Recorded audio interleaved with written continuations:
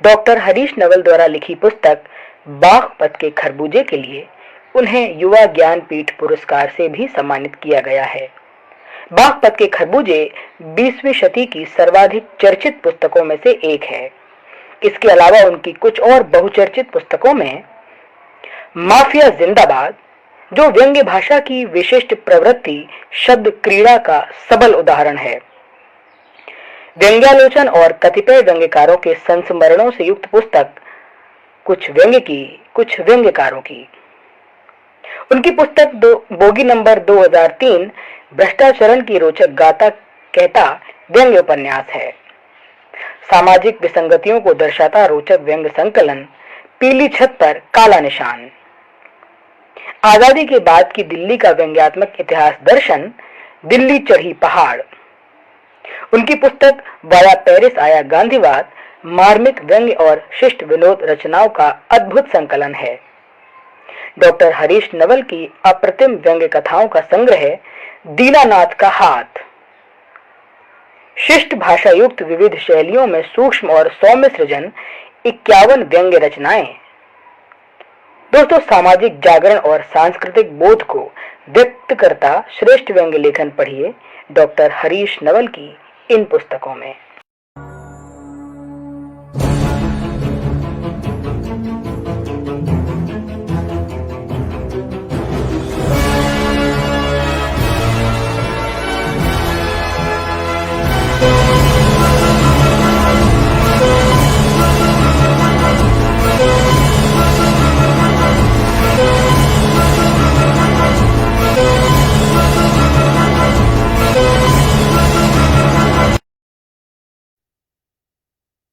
काम करो ऐसा कि पहचान बन जाए, काम करो ऐसा कि पहचान बन जाए, हर कदम चलो ऐसे कि निशान बन जाए। जिंदगी तो सब काट लेते हैं, लेकिन जिंदगी ऐसे जियो की एक मिसाल। आज की हमारे ऐसे ही मेहमान है हमारे doctor Vishwas Mehta. The magic man and Chandra Joshi ji के इस फेसबुक पटल और यूट्यूब चैनल पर हम आज के इस कार्यक्रम में आप सभी का हार्दिक अभिवादन करते हैं, आपका स्वागत करते हैं। राजेंद्र मिश्रा जी का भी हम यहाँ पर स्वागत करते हैं। दोस्तों, आज के हमारे मेहमान हैं, हमारे साथ केरल से जुड़ेंगे और वो मेहमान है हमारे मुख्य सूचना आयुक्त केरल डॉक्टर विश्वास मेहता जी, जो कि हम सभी जानते हैं कि मूलतः डूंगरपुर शहर के निवासी हैं और प्रारंभिक शिक्षा उनकी डूंगरपुर से प्राप्त करने के बाद उन्होंने पंजाब यूनिवर्सिटी चंडीगढ़ से बीएससी और एमएससी गोल्ड मेडल के साथ उत्तीर्ण। इसके साथ ही उन्होंने वर्ष 1985 में मेहता साहब भारतीय पुलिस सेवा के लिए चयनित हुए। इसके बाद अगले सत्र में 1986 में अखिल भारतीय स्तर पर 9वीं रैंक के साथ भारतीय प्रशासनिक सेवा में वो चयनित हुए। जून 1987 में केरल के क्यूलोन में अतिरिक्त कलेक्टर के रूप में उनको पहली नियुक्ति थी। केरल और केंद्र सरकार में वो कई महत्वपूर्ण पदों पर रहे। डॉक्टर मेहता ने केरल राज्य को कोविड नियंत्रण के मामले में देश में रोल मॉडल माना जा रहा है। इसमें भी मेहता साहब की बड़ी ही भूमिका मानी जा रही है। मेहता राज्य में कोविड संबंधी सभी ऑपरेशन के सह प्रभारी रहे हैं। हम आप सभी का आज पटल पर स्वागत करते हैं। प्रेम भंडारी सर, स्वागत है सर आपका। नीलू मेहरा जी, आपका भी स्वागत है। दीपिका जी का हार्दिक स्वागत है। और जोड़ते हैं हमारे साथ आज के हमारे खास मेहमान डॉक्टर विश्वास मेहता जी। सर, आपका the magic man and Chandra Joshi के फेसबुक पटल पर हार्दिक स्वागत है, आपका सम्मान। नमस्कार सर, हम सभी जानते हैं कि आप प्रशासनिक अधिकारी होने के साथ साथ एक बहुत ही अच्छे गायक भी। तो आज हम आपके साथ आपकी प्रशासनिक अधिकारी की यात्रा और गायक की यात्रा दोनों को साथ में लेकर के आज के इस कार्यक्रम को लेकर के चलेंगे। लेकिन उससे पहले मैंने बहुत थोड़ा सा परिचय आपका दिया, लेकिन बहुत कुछ विस्तृत में हम आपसे जानना चाहेंगे कि आपकी जो प्रारंभिक एजुकेशन थी वो कहाँ हुई थी। जैसे आपने बीएससी एमएससी तो चंडीगढ़ यूनिवर्सिटी से किया था, उससे पहले आपकी कहाँ पर एजुकेशन? मेरा जन्म डूंगरपुर में हुआ, मेरे माता पिता का जन्म भी डूंगरपुर में हुआ। और जो लोग डूंगरपुर जा चुके हैं वो जानते हैं कि बहुत ही एक छोटा सा प्रदेश है, आदिवासी एरिया है। वहां से सामान्य आदमियों में से, सामान्य समाज में से आईएएस आईपीएस में आना ही मेरे ख्याल से मैं पहला व्यक्ति हूँ, मैं बहुत अपने आप को भाग्यशाली समझता हूँ कि डूंगरपुर जैसी जगह से निकल कर भी मुझे सिविल सर्विसेज में आने का मौका मिला और सर्वोच्च पद से मुझे रिटायर होने का मौका मिला। तो जन्म तो मेरा वहीं हुआ, मगर फादर क्योंकि यूनिवर्सिटी में काफी स्ट्रगल करने के बाद उनकी पंजाब विश्वविद्यालय में लेक्चरर की जब अपॉइंटमेंट हुई, उस समय जो है वो हमें चंडीगढ़ जाने का मौका मिला। तो इसलिए मेरी करीब करीब सारी जो पढ़ाई है वो चंडीगढ़ में हुई, प्राथमिक शिक्षा, स्कूल, कॉलेज, यूनिवर्सिटी। एक वर्ष 1973 में 73 में वो विदेश रहे, एक साल बाहर गए थे। उस समय मैं शायद वापस डूंगरपुर आया, एक साल 8वीं कक्षा में पढ़ने के लिए। अगर हम लोग डूंगरपुर से जुड़े रहे, हमारे समाज से जुड़े रहे, भाषा से जुड़े रहे, संस्कारों से जुड़े रहे, तो वो मिट्टी से जुड़ा रहना हमेशा रहा। मतलब मैं पंजाब में रहा, चंडीगढ़ में पढ़ा, पंजाबी भी सीखी मैंने, मगर जो माटी की जो सुगंध थी राजस्थान की, वो मैं नहीं छोड़ पाया। और वही मुझे लगता है मेरा एक सबसे बड़ा एक अचीवमेंट मैं मानता हूँ, मैं जमीन से जुड़ा रहा हमेशा। बिल्कुल सर, आपने सही बात यहाँ पर कही। वैसे भी कहा जाता है ना कि सर, जब तक पत्ता पेड़ से जुड़ा रहता है तब तक वो हरा रहता है। अगर उस पत्ते को आप पेड़ से अलग कर दीजिएगा, वो सूख जाता है, उसका वजूद खत्म हो जाता है, पैरों तले रौंदती आ जाता है। और माटी की खुशबू अपनी जब रहती है हमारे साथ, तो वो अपने हमें थाम करके आगे चलती है। सर, आपने बिल्कुल सही ये बात कही है। और जब हम आपसे बात कर रहे हैं तो कहीं ऐसा नहीं लग रहा कि उस व्यक्ति से बात करें जिसने 36-37 साल केरल में बिताए हैं, लेकिन आज भी ऐसा लग रहा है डॉक्टर विश्वास मेहता जी वही हैं जो हमारे डूंगरपुर से उठ करके अभी हमारे साथ बात यहाँ पर कर। इस कार्यक्रम में मैं गुरु मानता हूँ उनको, अपना संगीत की शिक्षा में ज्यादा सीख नहीं पाया उनसे, मगर जब कभी मैं मौका मिलता तो डॉक्टर प्रेम भंडारी इस पे जुड़े हुए हैं, उन्होंने मुझे परिचय दिया आप सबसे।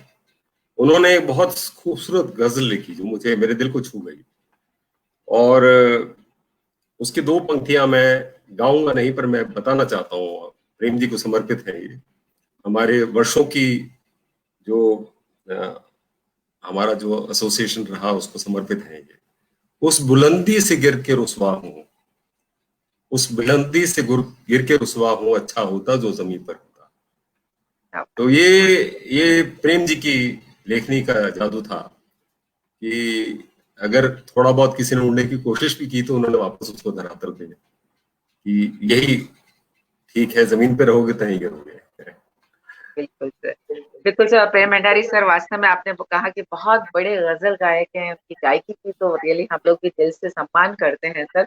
और सही बात कहा है उन्होंने कि जमीन से जुड़े रहोगे तो कभी गिरोगे नहीं। कहते हैं ना सर कि आप अपने घरों में कितने भी संगमरमर के पत्थर लगा लीजिए, जब आप उस पर चलते हैं और फिसलने लग जाते हो तो आप उस पर गिर जाते हैं, लेकिन जब आप अपनी माटी पे चलते हैं और फिसलने लगते हैं तो माटी आपको थाम लेती है, गिरने नहीं देती। तो ये खुशबू और ये पकड़ होती है हमारी माटी की। आपने बिल्कुल सही कहा। बहुत लोग हमारे साथ जुड़ चुके हैं सर, आपका वेलकम कर रहे हैं। हरचरण चावला जी हैं, गीता चतुर्वेदी जी आपका वेलकम कर रही हैं, डॉक्टर दमयंती शर्मा दीपा जी आपका वेलकम कर रही है, साथ में कह रही हैं कि मिट्टी से जुड़े रहना वास्तव में बहुत बड़ी बात है, सौभाग्य की बात है। और प्रेम भंडारी सर आपका बहुत बहुत शुक्रिया कर रहे हैं सर।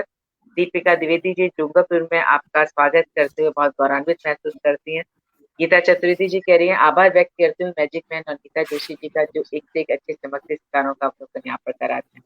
काफी लोग हैं, हम उनके नाम यहाँ पर लेते हैं, लेकिन उससे पहले आपसे एक बात और सर, कहते हैं ना कि एक छोटा बच्चा होता है, उसको पता नहीं होता कि मुझे किस लाइन में जाना है या क्या अपनी मंजिल को पाना है। तो क्या आपने बचपन से ही अपनी मंजिल को पहचान लिया था कि मुझे प्रशासनिक सेवा में ही जाना है, या आगे जाकर के आपको लगा कि नहीं, मुझे किसी को देख करके कि मुझे इनका जैसा? मेरे बचपन क्योंकि डूंगरपुर में निकला और उसके बाद हमारे परिवार का कुछ बैकग्राउंड ऐसा था, काफी गरीब परिवार से मैं बिलोंग करता हूँ। मेरे फादर जो है वो करीब 2.5 साल के थे जब उनके फादर की डेथ हो गई। उनकी शक्लें याद नहीं।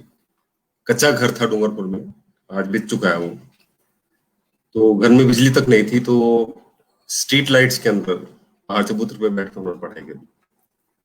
और 28 वर्ष की उनकी माता जी विधवा हो चुकी थी, 28 वर्ष की उम्र, और 3 बच्चों को कैसे पाला पोसा बड़ा किया उन्होंने, आप सोच सकते हैं। तो उन्होंने खुद कई जगह पे काम कर करके दोनों पाल पोस के बच्चों को बड़ा किया, और वही जो है कालांतर में मेरे फादर विश्वविद्यालय में जब नौकरी में आए तो हमको उस कुएं के मेंढक वो जो कुएं में रह जाता है उससे बाहर निकलने का एक मौका मिला। ये शायद मेरा भाग्य था या मेरी डेस्टिनी थी कि मुझे डूंगरपुर से बाहर निकलने का एक मौका मिला, और एक बड़े संभ्रांत परिवार में चाहे कितना भी गरीब रहा हो, एक अच्छे संस्कार मुझे मिले। तो उसकी वजह से मेरी शिक्षा दीक्षा अच्छी हुई, और पंजाब यूनिवर्सिटी में क्योंकि प्रोफेसर थे, कभी कोई ट्रांसफर हुआ नहीं उनका, तो शिक्षा अच्छी मिली। मैं पढ़ने में अच्छा था, शुरू से ही अच्छा रहा। तो सिविल सर्विसेज मेरी कभी मेरा टारगेट नहीं था। उसका कारण था कि मुझे लगता था कि मेरी पहुंच से बाहर है, क्योंकि मैंने किसी को देखा नहीं था। मैंने हमारे परिवार में किसी को नहीं देखा, मैंने हमारे आसपास किसी को नहीं देखा जो सिविल सर्विसेज में। तो हमारे लिए जिला कलेक्टर या एक आईएएस अधिकारी इस तरह से है जैसे भगवान का रूप है। तो मैं एक साल जो 8वीं कक्षा में डूंगरपुर में पढ़ा, सेंट पैट्रिक स्कूल में पढ़ा, मुझे याद है कि एक कंपटीशन में, पेंटिंग कंपटीशन, मुझे फर्स्ट प्राइज मिला था। तो 15 अगस्त या 26 जनवरी के फंक्शन के दिन कलेक्टर ने मुझे एक गिफ्ट दिया वहां सामान्य एक समारोह में। मुझे आज भी याद है कि 3 दिन तक मैंने उस गिफ्ट रैपर को खोला नहीं, कि कलेक्टर साहब ने दिखाया, और हमारे पूरे परिवार में मैंने उसको दिखाया कि ये मेरे कलेक्टर साहब ने दिखाया। उन्होंने कहा खोल के तू देख ले। मैंने कहा नहीं, ये मेरे लिए बहुत बड़े सौभाग्य की बात है। कलेक्टर, मैंने उस समय भी कभी नहीं सोचा था कि मैं भी कभी जिला कलेक्टर बनूंगा और सेक्रेटरी बनूंगा या अलग अलग प्रशासनिक अधिकारी बन के, पर हमारे मन में जो एक रिस्पेक्ट है एक सिविल सर्विसेज का, वो कहीं मतलब हमारी पहुंच से बाहर की एक बात थी। मगर मेरे फादर ने मुझे बहुत इंस्पायर किया। उन्होंने कहा कि तू कोशिश तो कर, कोशिश करने से हो सकता हो जाए। और पहली बार मैंने बड़ा रिलक्टेंटली सिविल सर्विसेज का एग्जाम दिया था। मैं एक्चुअली ऑलरेडी मेरा सिलेक्शन हो गया था, स्टील अथॉरिटी ऑफ इंडिया में हो गया था, बैंक में हो गया था। मेरा selection oil and natural gas commission में हो गया था। मैं उसमें ज्वाइन कर भी लिया था, मैंने 1.5-2 साल नौकरी भी करी थी। मगर फादर के कहने पे मैंने सिविल सर्विसेज एग्जाम लिखा, हाफ हार्टेडली, पूरी तैयारी के साथ नहीं। मुझे लगता था कि मैं कितनी में तैयारी करूँ, मेरे पहुंच से बाहर है। और पहली ही बार आश्चर्य हुआ कि मेरा सिलेक्शन आईपीएस में हो गया, पुलिस सर्विस। तो तब मुझे लगा कि अगर मैं वाकई कोशिश करूं और मेहनत करूं तो शायद सिविल सर्विसेज पा सकता हूं। तो ये ऊपर वाले की कृपा थी कि एक साधारण परिवार से, मुझे लगता है 3 जनरेशंस का सेक्रीफाइस है कि आज मैं आपके सामने बैठा हूँ as an IAS officer, retired and still working. Sir, civil services की आपने कहीं से कोई कोचिंग क्लासेस वगैरह कहीं से कुछ ली थी क्या? से उस समय था ही नहीं, ये चलन ही नहीं था। एक आईएएस स्टडी सर्कल हुआ करता था, वो भी कुछ स्टडी मटेरियल भेजते थे, वो भी अगर आप ज्वाइन करो तो करो। बाकी उस समय वो चलन नहीं था कि आपको कोचिंग इंस्टीट्यूशन से शिकागो से लोचन और निशा पंड्या, मेरे जी हाँ, बिल्कुल, मैं आपको बिल्कुल नमस्कार कर रहे हैं सर। जी जी। तो वो उस समय चलन नहीं था। अभी ये हो गया है कि काफी सारा जो है ट्यूटर्ड या काफी सारा सिखाया जाता है। मुझे लगता है सिविल सर्विसेज की सबसे बड़ी खासियत यही थी कि जो एक आपका व्यक्तित्व है वो कहाँ से उभरा, कैसे उसमें संस्कार का हुआ, कैसे आपका पालन पोषण हुआ, कैसे आपको आपकी विद्या आपने प्राप्त करी, कैसे आपने अपने आप को संवारा संगारा, अपने आप व्यक्तित्व को बनाया, उसका वो सम्मेल वो सब दिखता है उस एग्जाम का, अगर उसमें सिलेक्शन होता है आपका। आज मुझे लगता है कि काफी कुछ हमें एक आर्टिफिशियल तरीके से बनाया जा रहा है कॉम्पिटिटिव एक स्पिरिट में। ठीक है, वे कंपटीशन का जमाना है, डिजिटल जमाना है, तो और उस समय ये प्रथा थी नहीं। और वैसे भी सर कहते हैं ना कि जब हम खुद की लगन से पढ़ते हैं तो निश्चित तौर पर हमें मंजिल हमारी मिल भी जाती है। और जब मैं आपके बारे में जानने की कोशिश कर रही थी, मुझे पता भी चला कि आप 17-17 घंटे तक काम करते हैं। तो ये सर कहते हैं ना कि आपकी तपस्या है, आपकी साधना है, जो जिसने आपको आज यहाँ तक पहुंचाया। बिना तपस्या के और साधना के आपको कुछ भी नहीं मिल पाता है। और इसीलिए तो कहा भी जाता है सर कि जिंदगी जीने का तरीका उन्हीं लोगों को आया है, जिंदगी जीने का तरीका उन्हीं लोगों को आया है जिन्होंने जमाया है सर्द रातों में खुद को, तपती धूप में खुद को तपाया है, वही हुए हैं कामयाब जिंदगी में, उन्होंने ही तो इतिहास रचा है। तो आपने ही सर इतनी मेहनत के साथ 17-17 घंटे काम करके सर ये इतिहास रचाया, हमारे राजस्थान का सर नाम रोशन किया। मैं सर आगे की बातचीत आपसे जारी रखूं उससे पहले कुछ मैसेजेस हैं सर, मैं उनका, नीता जोशी जी सर आपका वेलकम कर रहे हैं, विकास शर्मा जी सर वेलकम कर रहे हैं, Geeta Chaturvedi ji thank you ma'am, Deepika Dwivedi ji, Rajesh Tandon ji और डॉक्टर पुष्पलता भट्ट जी सर, बहुत तमाम लोग सर आज आपका वेलकम हमारे इस पटल पर कर रहे हैं और आपसे बातचीत करने के लिए बहुत सारी चीजें उन लोगों को सीखने को मिलेंगी, जानने को मिलेगी, क्योंकि लोग अक्सर ये कहते रहते हैं सर कि हमारे पास एक तो समय नहीं है, दूसरा हमें मौका नहीं मिला, अवसर नहीं मिला, इसलिए हम ये नहीं कर पाए। लेकिन आपने इन सब बातों को गलत साबित किया। आपने कहा मौके की तलाश खुद को तो होनी पड़ती है, खुद को तलाशना पड़ता है। सर अब थोड़ी सी बात ये जानना चाहेंगे कि आपका जन्म हुआ राजस्थान डूंगरपुर में, एजुकेशन की बात करते बीएससी एमएससी आपकी चंडीगढ़ पंजाब यूनिवर्सिटी से, आप मेरे आई थिंक 37 ईयर्स आप केरल में रह रहे हैं सर। अगर हम बात करें राजस्थान की बात करें, पंजाब की बात करें और फिर केरल की बात, तीनों की संस्कृतियां, कला की दृष्टि से, खान पान, रहन सहन, सब में बहुत अंतर आ जाता है। जबकि चलिए पंजाब और राजस्थान का छोड़े, लेकिन साउथ और नॉर्थ में तो काफी अंतर आ जाता है। तो सामंजस्य शुरू में बिठाने में कोई दिक्कत आई थी, कैसे आप सामंजस्य? बहुत एक्चुअली हमारा देश बहुत बड़ा देश है, बहुत डाइवर्सिटी है, लैंग्वेजेस का है, खान पान है, इवन वातावरण में बहुत फर्क है। और शुरू में तो इसलिए पता नहीं चला कि मैं छोटा था, स्कूलिंग के टाइम पे फादर के साथ वहां चला गया चंडीगढ़, तो वहां बच्चों के साथ रह के यंग एज में भाषा सीखना या वहां के संस्कार सीखना इतना एक फॉर्मेटिव ईयर्स होते हैं, इसलिए कोई दिक्कत नहीं हुई। तो पंजाबी मेरे को पढ़नी पड़ी, सीखनी पड़ी, बोलता था लोगों से, तो वो एक चेंज था राजस्थान के मुकाबले में। मगर चंडीगढ़ क्योंकि एक अपने आप में एक अलग शहर है और नया नया शहर बसा था, सबसे प्लांट सिटी बोलते थे उसको, बहुत ही साफ सुथरा, कम पॉपुलेशन वाला एक जगह, तो एक बहुत ही स्वस्थ एकेडमिक और पर्सनल एनवायरनमेंट मेरे को वहां दिखाई दिया, जो डूंगरपुर में संभव नहीं था शायद हमारे लिए। ये मैं इसीलिए मैं भाग्य की बात करता हूँ। मैं हमेशा भाग्य के बारे में ये कहता हूँ, आपने बहुत अच्छी बात की आज, what we get in our life is destiny. हम लोग को जो हमें मिलता है, हमारे जो भी हमें मिलता है, वो what we get in life is destiny, भाग्य। How we get it is efforts. आपको आपकी डेस्टिनी कैसे मिलेगी, वो बिना प्रयास के संभव नहीं है। आपके सामने खाना रखा है, आप उसको उठा के मुंह में नहीं डालेंगे तो अपने आप तो नहीं पहुंचेगा ना मुंह में। तो मेरे ख्याल से कोई सब्स्टिट्यूट नहीं है हार्ड वर्क का, एफर्ट्स का कोई सब्स्टिट्यूट नहीं है। आपको परिणाम मिले या ना मिले, मगर एफर्ट्स आपको करने ही पड़ेंगे। और ऐसा भी है कि एफर्ट्स के साथ साथ आपकी जीत भी होगी और हार भी होगी। तो इसीलिए ऐसा कोई भी व्यक्ति है इस दुनिया में मैं नहीं जानता जिसने, यही बात तो प्रेम भंडारी जी की जो गजल की शुरुआत यही है, रंजो गम से जो बेखबर होता, काश ऐसा भी कोई घर होता। अब ये बड़ी छोटी सी एक बात है, मगर देखिए आप क्या उन्होंने कह दिया कि कोई ऐसा व्यक्ति है, कोई इंसान है, कोई परिवार है जिसने कभी रंज और गम ना देखा हो या सिर्फ खुशी ही देखी हो। और अगर आपने खुशी ना देखी होती तो आपको रंज और गम की वैल्यू क्या समझ में आती है, रंज गम नहीं देखा हो तो खुशी की वैल्यू कैसे समझ में आती। तो हम लोग क्या है कि हाँ, हम लोग नेगेटिविटी में रहते हैं। चंडीगढ़ से जब मेरी नौकरी लगी, सबसे पहले मैं आसनसोल गया, दुर्गापुर में। बहुत कम उम्र थी मेरी, 23 साल की उम्र में थी। और मुझे याद है आज भी कि आसनसोल बिहार थोड़ा सा नोटोरियस इलाका है वहां का। धनबाद जो बेल्ट है, गोल्ड बेल्ट है, तो स्टील अथॉरिटी मैनेजमेंट ट्रेनिंग मैंने ज्वाइन किया। तो मुझे याद है कि 100-200 रुपए भी जेब में रखने में मेरे को हिचक होती थी, कोई निकाल लेगा तो मैं क्या करूंगा, तनख्वाह तो मिलनी थी 1 महीने बाद। तो मुझे याद है कि पैंट की जो नीचे की जो मोहरी होती है उसमें मैंने सी के 100-200 रुपए ऐसे सी के लेगी, वहां से तो कोई नहीं निकाल पाएगा क्योंकि जेब में से तो हो सकता है निकाल ले। और स्टील अथॉरिटी में मैनेजमेंट ट्रेनिंग की नौकरी के टाइम पे मेरी ओएनजीसी में नौकरी लग गई, तो मैं वहां से बिना रिजाइन किए हुए चुपचाप भाग आया और देहरादून आके ज्वाइन कर लिया। उसके बाद जब सिलेक्शन हुआ मेरा, पहले आईपीएस में तो पुलिस अकेडमी में गया, 7-8 महीने में परेड करी, यूनिफॉर्म भी पहनी मैंने।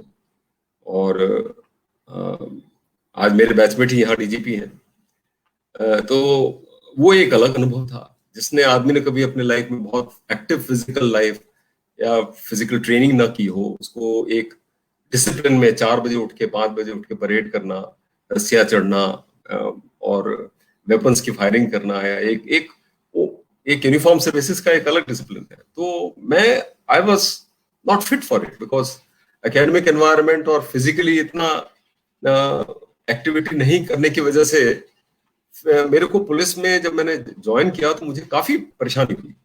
मुझे याद है कि मेरे इंस्ट्रक्टर ने एक दिन मुझे बुला के कहा कि तुम जो है, बाकी सब लोग भागते हैं तो तुम भी भागते हो, मगर तुम्हारे भागने की उसमें ऐसा लगता है कि जैसे हर स्टेप के साथ तुम्हारे शरीर में कोई वेदना है, कोई दर्द है, तो क्या तुम्हें कोई प्रॉब्लम है?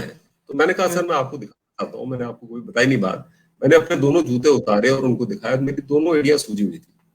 अच्छा, उन्होंने कहा तुमने कभी मुझे बताया नहीं। मैंने कहा मुझे पता है कि मैं यहाँ आया हूँ तो सबके साथ मुझे कम्पीट करना है, तो अब पुलिस में भर्ती हुए तो पुलिस की ट्रेनिंग तो करनी पड़ेगी, तो भाग के कैसे मैं इससे बच पाऊंगा। उसके बाद फिर खैर आईएएस में सिलेक्शन हुआ, मैं केरला आया। केरला आने पर सबसे बड़ा आश्चर्य था वो मेरे लिए भाषा का था, क्योंकि मुझे पहली बार ऐसा लगा केरल में आने के बाद कि मैं अपने ही देश में विदेशी हूँ, इशारे से बात करता। अब यहाँ आपको आश्चर्य होगा कि 1986-87 में जब मैं आया तो यहाँ पे आटा नहीं मिलता था, सिर्फ मैदा मिलता था, क्योंकि राइस खाते हैं। हेलो, वेजिटेरियन, शाकाहारी। क्या आप सुन रहे हैं? Can you hear me? Hello. जी सर, जी सर। हाँ, तो शाकाहारी यहाँ बहुत कम खाते हैं। यहाँ मांस, मछली, बीफ आपका जो है वो चलन यहाँ पे ज्यादा है। तो उस ऐसी परिवेश में यहाँ सब्जियां नहीं मिलना, यहाँ पे सिर्फ राइस से कैसे खाना, और बहुत स्पाइसी फूड था इनका, फिर भाषा अलग। तो इशारों से बात करते थे हम लोग, इशारों से। फिर मेरे को एक बात समझ में आई कि ये मेरी जन्मभूमि तो राजस्थान है, मगर ये कर्म भूमि है। अगर कर्म भूमि में मुझे लोगों के साथ काम करना है, प्रशासन में अगर सक्सेसफुल अपना करियर एस्टेब्लिश करना है, तो मुझे इस जगह को अडॉप्ट करना पड़ेगा, भाषा को, संस्कार को, यहाँ की संस्कृति को, हर चीज को।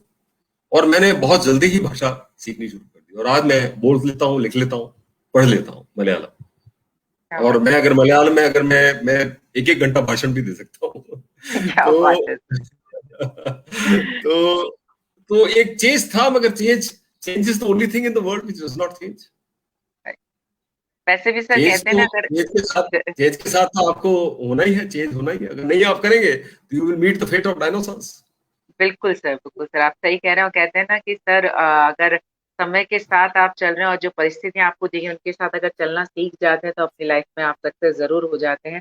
और आपने बहुत अच्छी बात एक और कही थी, कहते हैं ना कि कोशिश करते रहना चाहिए, वो बहुत जरूरी है। वैसे भी कहते हैं कि सर मंजिल मिले मिला या मिले, ये तो हमारी किस्मत की बात है, लेकिन हम कोशिश भी ना करें तो गलत बात है।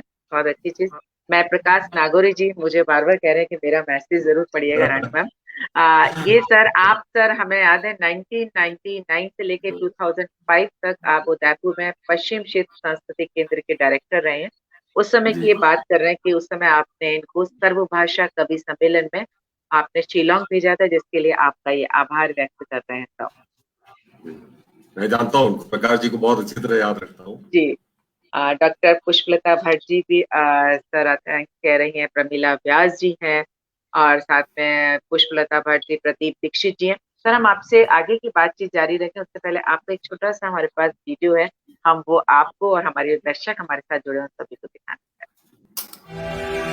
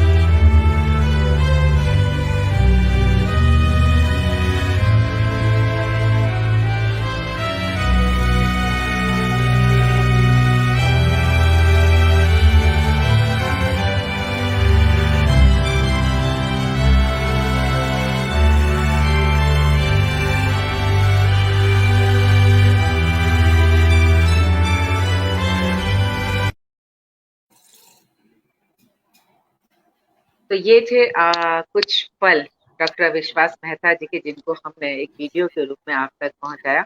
सर, अगर हम आपकी एजुकेशन की बात करें तो खाली आपकी पीएचडी तक जाकर के एजुकेशन नहीं रुक जाती, 2018 तक आपकी एजुकेशन चलती है सर। बहुत सारी डिग्रियां आपने ली हैं। आप इतने बड़े बड़े पदों पर रहने के बाद भी पढ़ाई को साथ में लेकर के चले सर, दोनों के साथ कैसे तालमेल बिठाते थे? क्योंकि आपकी जो बहुत जिम्मेदारियां, इतनी जिम्मेदारियां थी सर, उसके साथ पढ़ाई को साथ। बहुत कठिन काम है, मगर मुझे ऐसा लगता है कि जो आदमी पढ़ना लिखना सीखना बंद कर देता है उसकी ग्रोथ रुक जाती है। वो कैरियर में ग्रोथ की अलग बात है, मगर आपका व्यक्तिगत जो ग्रोथ है, डेवलपमेंट है, वो रुक जाता है। और शायद इसका श्रेय मेरे फादर का है, क्योंकि वो अध्यापक रहे, प्रोफेसर रहे, मुझे भी पढ़ाया उन्होंने। शायद वो भी देख रहे हैं इस वीडियो को कहीं दूसरे रूम में बैठ के। तो एक सीखने की परंपरा रही। उनकी बड़ी इच्छा थी कि मैं पीएचडी करूं। हालांकि मैं जियोलॉजी में था, पर जियोलॉजी मैंने रजिस्ट्रेशन भी किया, एक दो रिसर्च पेपर भी लिखे, पर क्योंकि प्रशासनिक अधिकारी बनने के बाद मेरा सब्जेक्ट ही चेंज हो गया, मैनेजमेंट की तरफ चला गया। और ये पीएचडी मैंने वहीं उदयपुर में रहते हुए की। और पीएचडी इसलिए नहीं की कि मुझे डॉक्टरेट चाहिए थी, मैंने इसलिए कि मैंने जब सांस्कृतिक केंद्र में निदेशक था, तब मैंने पहली बार देखा कि संस्कृति हमारे जो संस्कृति विभाग है या पर्यटन विभाग है, उसके अंदर, वो दोनों के अंदर विरोधाभास थे। तो उसको स्टडी करने के लिए मैंने, क्योंकि मैं फोक आर्टिस्ट के साथ काम करता था, यंग आर्टिस्ट के साथ, बहुत सारे कलाकारों के साथ काम करता था, अपनी संस्कृति, भारत की संस्कृति को बहुत नजदीक से देखने का एक अच्छा मौका मुझे पश्चिम क्षेत्र सांस्कृतिक केंद्र में मिला। तो वो उसकी वजह से, वो एक क्यूरियोसिटी की वजह से मैंने वहां राजस्थान से पीएचडी करी और उसको फिर कन्वर्ट भी किया, एक किताब में लिखा। उसको कन्वर्ट करने में 1 साल लगा मुझे, मगर वो आंकड़े सब बदल गए। पर छोड़ना, पढ़ना लिखना छोड़ना, इसका मतलब ये है कि अपने आप को एक जगह पे खड़े रखना और निश्चल करना। और जो भी पानी भी जैसे अगर एक जगह इकट्ठा रहता है तो उसमें से बदबू आने लग जाती है, तो बहते रहना चाहिए, पानी की तरह बहते रहना चाहिए। तो मैं, ये सीखने की परंपरा कभी खत्म नहीं होनी चाहिए, सारी जिंदगी हमको सीखना चाहिए। बिल्कुल आपने सही कहा। कहते हैं ना कि एक बच्चा अपने अंदर हमेशा जिंदा रखना चाहिए, जिसके अंदर एक सीखने की ललक हमेशा रहे, क्योंकि सीखने की ललक जब तक हमारे अंदर रहेगी तब तक हम अपनी ऊंचाइयों पर, सीढ़ियों पर पहुंचते रहेंगे। जिसे हम ये समझ लेंगे हम बिल्कुल परफेक्ट हो गए, उस दिन मानिए हमारी जिंदगी रुक जाएगी।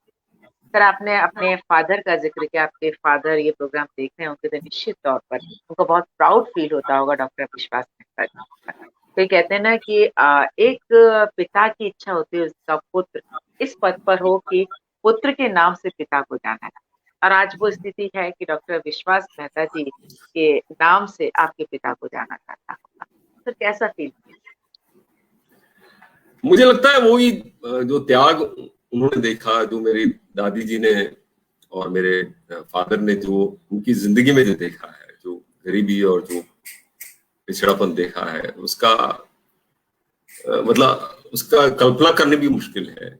मैं अक्सर जब भी डूंगरपुर जाता हूँ तो उस घर में जरूर जाता हूँ जहाँ पे मैं पैदा हुआ, उस घर में जरूर जाता हूँ जहाँ मेरा पालन पोषण हुआ, स्कूल में भी जाता हूँ जहाँ मेरी पढ़ाई हुई, 1 साल ही मैं पढ़ा वहां। तो ये एक तरीका है अपने आप को उससे जोड़े रखने का। तो पेरेंट्स, मेरे ख्याल से माँ बाप सिर्फ अकेले ऐसे लोग हैं दुनिया में जो, जिनका बच्चा अगर उनसे आगे बढ़ जाए तो खुशी होती है, बाकी सब लोग को इतनी शायद खुशी नहीं होती है। नहीं, तो हाँ, मतलब आपके दोस्तों में भी कई बार ऐसा होता है, कुछ दोस्त होते हैं जो जिंदगी भर आपका साथ निभाते हैं और आप पे काफी प्राउड फील करते हैं, उसमें से कुछ लोग यहाँ जुड़े हुए हैं। मगर आपके कलीग्स, कई बार आपके कलीग्स आपसे जेलस हो जाते हैं, ये तो आगे बढ़ गया, मैं पीछे रह गया, ये कैसे आगे बढ़ गया। तो ये तो एक जिंदगी का एक हिस्सा है। मुझे ऐसा लगता है कि जो आपने एक बहुत अच्छी बात की डॉक्टर रेणु, वो ये कहा कि आदमी सोचता है मेरे पास टाइम नहीं है। मुझे लगता है कि हमें समय को सही तरीके से यूज करना आना चाहिए, और मैं इसको कहता हूं balance in life, time life balance, which is very very important. आपकी अपनी कैरियर, आपके ऑफिस, आपका बिजनेस, आप जो भी काम करते हैं उसके लिए आप कितना वक्त निकालते हैं, उसके बाद परिवार के लिए आप कितना निकालते हैं, उसके बाद एक अपनी खुद की स्पेस है आपकी, जो सिर्फ आपकी अपनी है। उसके लिए आप कितना बचेगा? क्या वो एक की वजह से दूसरे पे एनक्रोचमेंट हो रहा है उसका, या उसको वो खत्म होती जा रही है? ये नहीं होना चाहिए, ये नहीं होता है। मैंने बहुत सारे लोगों को जानता हूँ, बहुत सारे अफसरों को जानता हूँ, जो 1 या 2 दिन छुट्टी आ जाती तो वो बोर हो जाते हैं घर पे, क्योंकि उनके पास करने को कुछ है नहीं, फाइलों और कुर्सी के अलावा उन्होंने कभी कुछ सोचा ही नहीं। मैं तो इंतजार करता था सैटरडे संडे का, ताकि एक दिन एक शाम संगीत के साथ निकाल सकूं। मैं तो वेट करता था कि दोस्तों से बात कर पाऊं, परिवार के साथ में। अगर ऑफिस में 8-10 घंटे मैंने बिताए हैं, तो 4-5-6 घंटे परिवार के साथ बिताने हैं, अपने लिए भी बिताने हैं। तो ये लाइफ जो बैलेंस है, ये बैलेंस में आप कितना निभाते हैं, कैसे निभाते हैं, वो आपको और कोई नहीं बता सकता, वो आपको खुद को ही देखना है। कोई ज्यादा ना हो, ये ना हो कि आप ऑफिस में ही बैठे रहें और परिवार को इग्नोर करें, ये ना हो कि आप परिवार को ही देखें और ऑफिस का बिल्कुल भूल जाए, और अपनी पर्सनल स्पेस बिल्कुल ही भूल जाए। ये नहीं, इन तीनों में बैलेंस करके आपको चलना है। बिल्कुल सर, सही है, आपने सही बात कही है, क्योंकि कहते हैं ना कि हर व्यक्ति के पास होते 24 घंटे हैं। ये डिपेंड करता है कि उन 24 घंटों में कौन सा व्यक्ति इतिहास रच जाता है, कौन सा व्यक्ति हमेशा ये कहता रहता है कि मेरे पास समय नहीं। और शायद आप मैनेजमेंट की बात करते हैं, इसलिए मैंने जब देखा था कि आप जियोलॉजी के बाद मैनेजमेंट की तरफ भी आप मुड़ जाते हैं, आपने मैनेजमेंट को लेकर के बहुत कुछ आपने शिक्षा ग्रहण की है। सर, आपकी बाकी की बातें हम साथ में लेके चलेंगे, लेकिन यहाँ जब मैं मैसेज पढ़ रही हूँ तो संगीत की बात बार बार आ रही है, और हम लोग भी बहुत अच्छे से जानते हैं कि डॉक्टर विश्वास मेहता जी को संगीत से बहुत ज्यादा प्यार है। और संगीत में भी अगर हम बात करें तो गायकी से, गायकी में भी अगर बात करें तो मुकेश के गाने आप बहुत ही खूबसूरती से गाते हैं। तो सर, आगे की बातचीत को जारी करने से पहले हम चाहेंगे कि थोड़ा सा हम आपके साथ सब गुनगुनाएं। संगीत की अगर यात्रा शुरू हो गई तो फिर उसको रोक नहीं पाएंगे फिर आप। नहीं सर, बिल्कुल सर, संगीत की यात्रा को वैसे तो सर कोई नहीं रोक सकता, क्योंकि कहते हैं ना, संगीत हमारी जिंदगी के साथ जुड़ा हुआ है, हमारे दिल की धड़कन में बसा हुआ है संगीत। लेकिन अगर डॉक्टर विश्वास मेहता जी से इतनी बात करने के बाद अगर मैं कोई गाने की फरमाइश नहीं करूंगी, तो सर जो दर्शक हमारे साथ जुड़े हुए हैं उनके साथ नाइंसाफी हो जाएगी। इसलिए सर ठीक है, तो पहले हम गाने जी। ठीक है, मैं एक कोशिश करता हूँ। मेरा सिस्टम मैंने ऑन कर रखा है यहाँ पे, जी जी, तो मुकेश का जिक्र किया तो मुकेश से ही शुरू करता हूँ। क्या बात।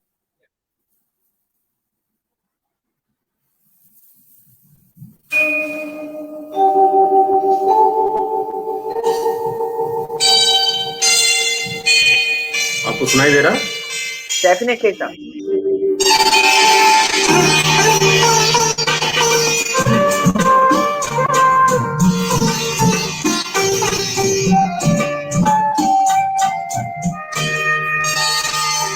चंदन सबदन चंचल चितवन नीरे से तेरा मुस्काना। चंदन सबदन चंचल चितवन नीरे से तेरा मुस्काना। मुझे दोष देना जगवालो, मुझे दोष देना जगवालो, हो जाऊं दीवाना। चंदन सबदन चंचल चितवन।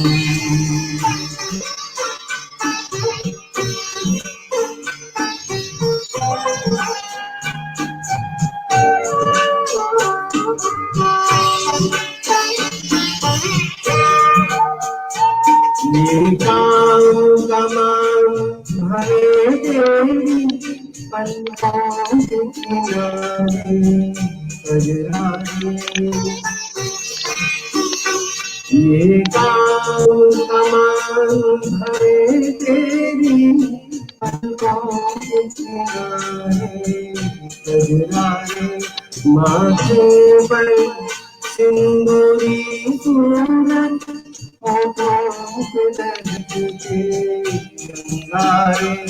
साया भी मेरा पड़ जाए, साया भी मेरा पड़ जाए, आबाद हो दिल का नाना चंदन नगन चंचल चितवन।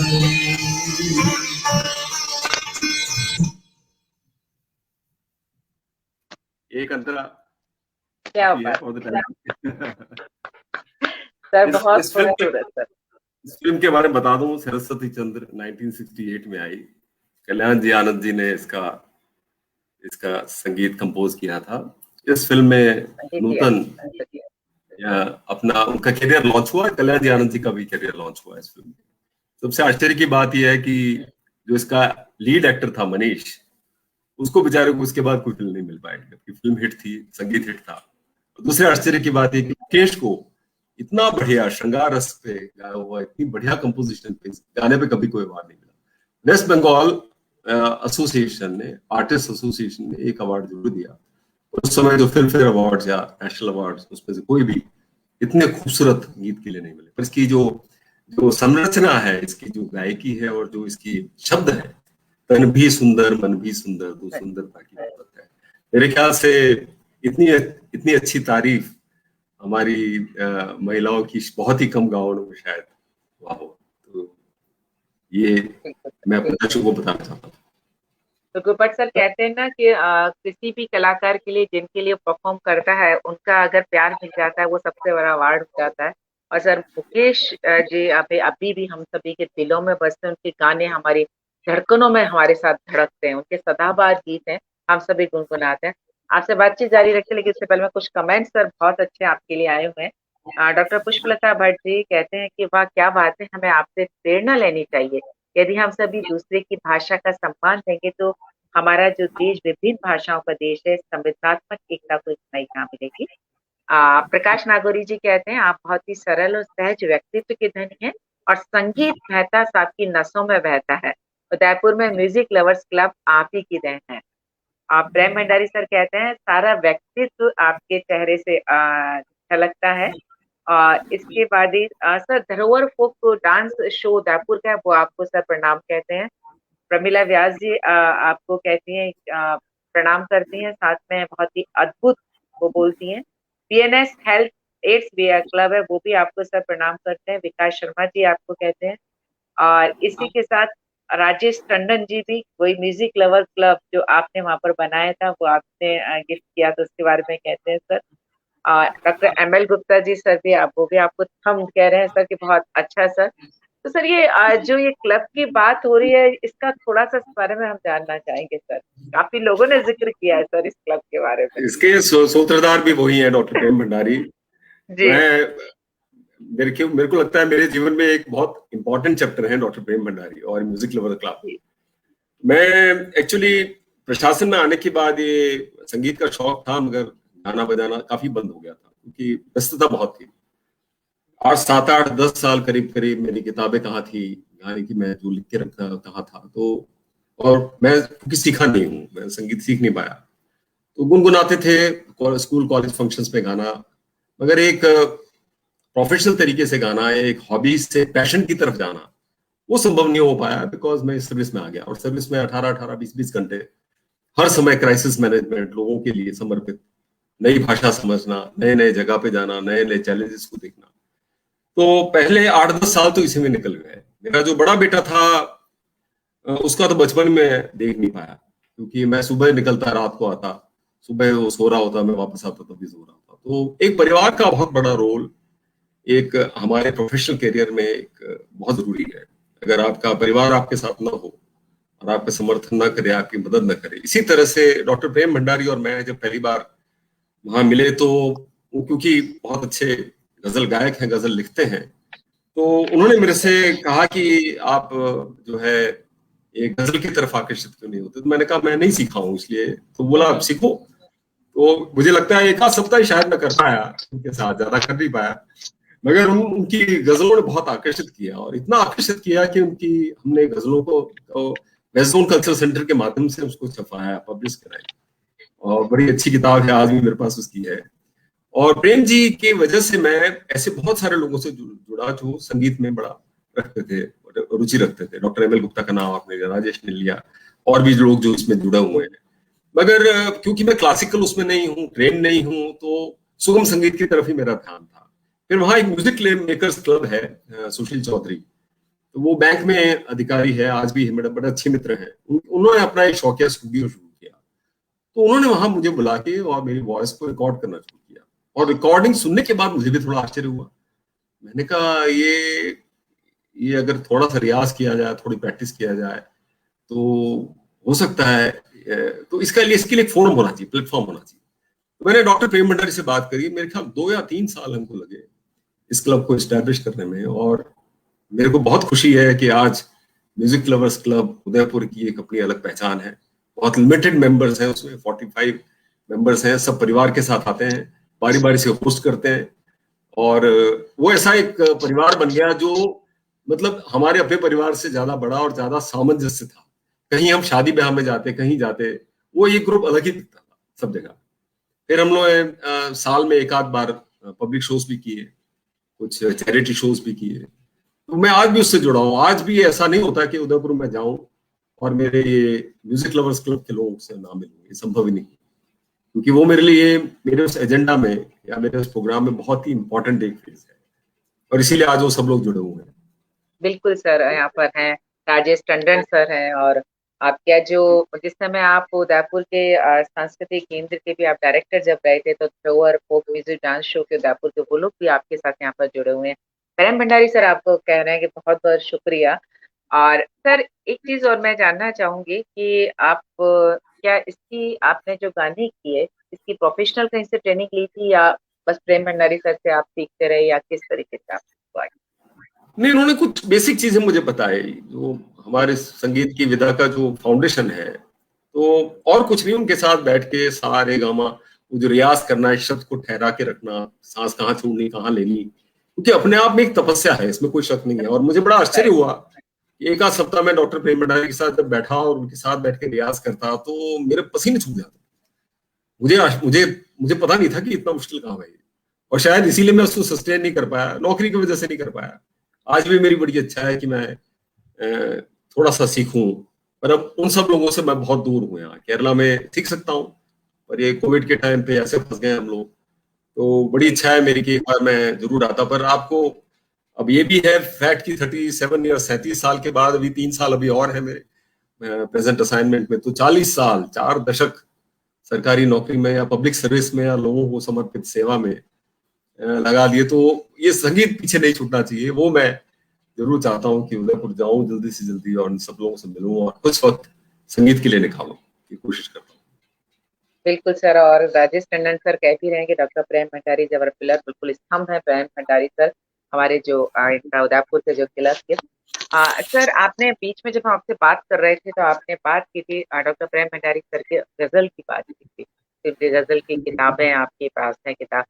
तो आप जब उनसे मिलते होंगे, बातचीत करते होंगे, तो आपने गजल की बहुत सारी सीखी होंगी, तो कुछ एक गजल हम चाहेंगे आप प्लीज। नहीं, बहुत मुश्किल काम है मेरे लिए, क्योंकि बहुत सालों से मैं नहीं गा पाया हूँ। और एक ही गजल मैं गाता था, वो भी डॉक्टर प्रेम भंडारी के साथ ही गाता, जिसके शब्द मैंने आपको बताया, रंजो गम से जो बेखबर होता, काश ऐसा भी तो थोड़ा सा तो सर संगीत के साथ गुनगुना दीजिए। तो संगीत है नहीं मेरे पास उसका, क्योंकि ये तो ट्रैक्स पे गाना ज्यादा आसान है। मैं इसको फिर कभी वक्त कभी मिलेगा तो आपके साथ फिर उसको तैयारी करके उसका ट्रैक के साथ गाऊंगा। बिल्कुल डेफिनेटली सर, हम लोग इंतजार करेंगे। सर एक सवाल और आता है, जब ये बात कर रहे थे तो आप प्रशासनिक सेवा में हैं, प्रशासनिक अधिकारी, इधर आप गायक, तो आपको दोनों में, जब आप गायक बनने जा रहे थे, आप संगीत की शिक्षा ले रहे थे, वो आपको सबसे ज्यादा आसान लगा, कठिन लगा, या आप प्रशासनिक सेवा में हैं वो काम आपको सबसे ज्यादा इजी या कठिन लगा? दोनों में से आप। देखिए, प्रशासन ऐसी चीज है जिसको सिखाया नहीं जा सकता। ये तो जैसे आर्मी में स्विमिंग कैसे सिखाते हैं, मैंने देखा है अपनी आंखों से। वहां पे जब लड़कों को, ऑफिसर ट्रेनीज को स्विमिंग पूल में छोड़ देते हैं और एक लंबा बड़ा सारा बांस होता है, जो डूबने लगता है वो बांस पकड़ के बाहर निकलता है। तो जब सर्वाइवल की बात होती है तब आपको सीखना ही पड़ेगा, क्योंकि प्रशासन का मतलब बेसिकली कुछ नहीं है। आपको गधे और घोड़े में फर्क पता होना चाहिए, आपको उन्हीं लोगों से काम करवाना है, आपको आप पब्लिक के प्रति कितने सेंसिटिव हो, ये सबसे इंपॉर्टेंट बात है। आपको ये जान के आश्चर्य होगा कि मैं जब कलेक्टर था यहाँ पे 1995, 95-96 के आसपास जब कलेक्टर था, तो अक्सर हमारे यहाँ वो जमीनें बांटने का मेला होता था। चीफ मिनिस्टर आते थे, मैं कलेक्टर था, तो हम पट्टा वगैरह देते थे लोगों को घरों की चाबियां देते थे। तो सरकार की स्कीमें रहती हैं जो गरीब लोगों को देने के लिए। तो लाखों हजारों लोगों को मैंने जमीनें दी, लाखों हजारों लोगों को मैंने घर दिए। और शाम को मैं जाके सोचता कि यार मैं गरीब हूं या ये गरीब है। एक लैंडलेस हाउसलेस आदमी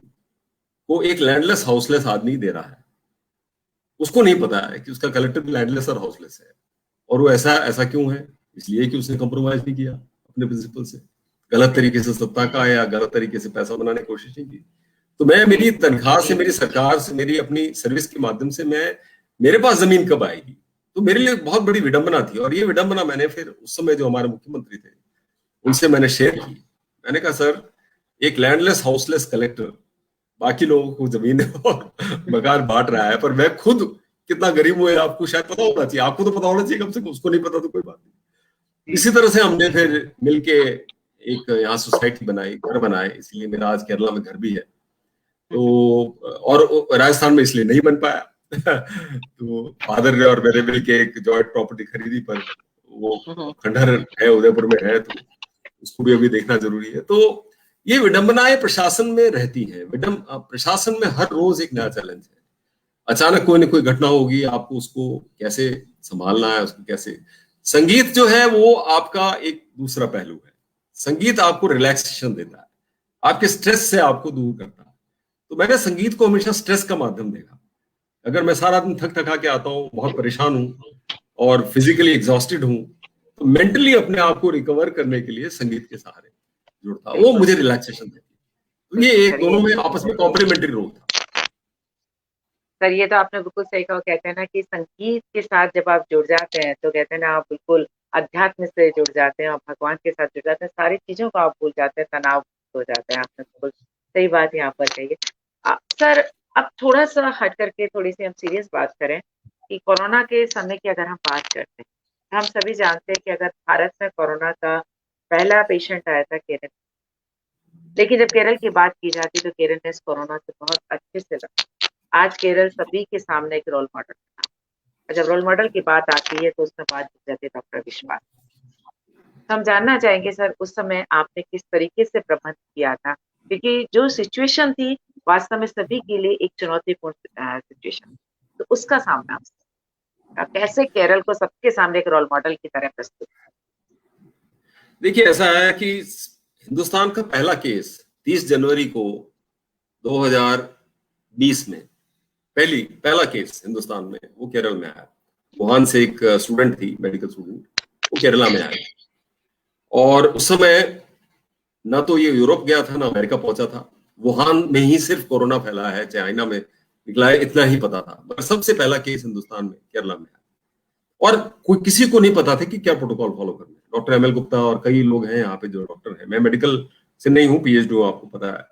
मगर हमको ये पता था कि प्रोटोकॉल वो ही फॉलो कर सकते हैं जो हमने वाकई हमारे एक्सपीरियंस में देखे हों। हमारे लिए एक एक्सपीरियंस था 2017-18 के आसपास निपा वायरस का, जो कि फ्रूट बैट्स के थ्रू फैलता है और जो बहुत मारक रोग है। अगर 100 केसेस होते हैं तो उसमें से 30 से 40 लोगों की मृत्यु होती है और उसी तरह से फैलता है। वो इन्फ्लुएंजा लाइक सिम्टम्स है उसकी, पर मारक बहुत ज्यादा है। तो हम लोगों ने, क्योंकि भारत सरकार को कुछ पता नहीं, हेल्थ मंत्रालय को कुछ पता नहीं, किसी को कुछ पता नहीं, तो हमने निपा वायरस के टाइम में जो एक्सपीरियंस किया था उसको यूज किया कि कैसे आइसोलेशन किया जाए, सर्वेलेंस किया जाए, कैसे हम क्वारंटाइन करें, कैसे हम आइसोलेट करें पेशेंट्स को, कैसे प्राइमरी सेकेंडरी उन कॉन्टैक्ट्स को ढूंढे और उनको प्रोटेक्ट करके रखें। तो हमने सबसे पहले 30 जनवरी से ये काम शुरू किया और हमने लोगों को आइसोलेट करके, सर्वेलेंस करके, सिम्टम्स को देख के, क्वारंटाइन करके हम लोगों ने उनको आइसोलेट किया, तो वो फैल नहीं पाया। उसके बाद फर्स्ट केस, हमारा सेकंड केस जो आया वो इटली से आया। तब तक इटली में फैल चुका था।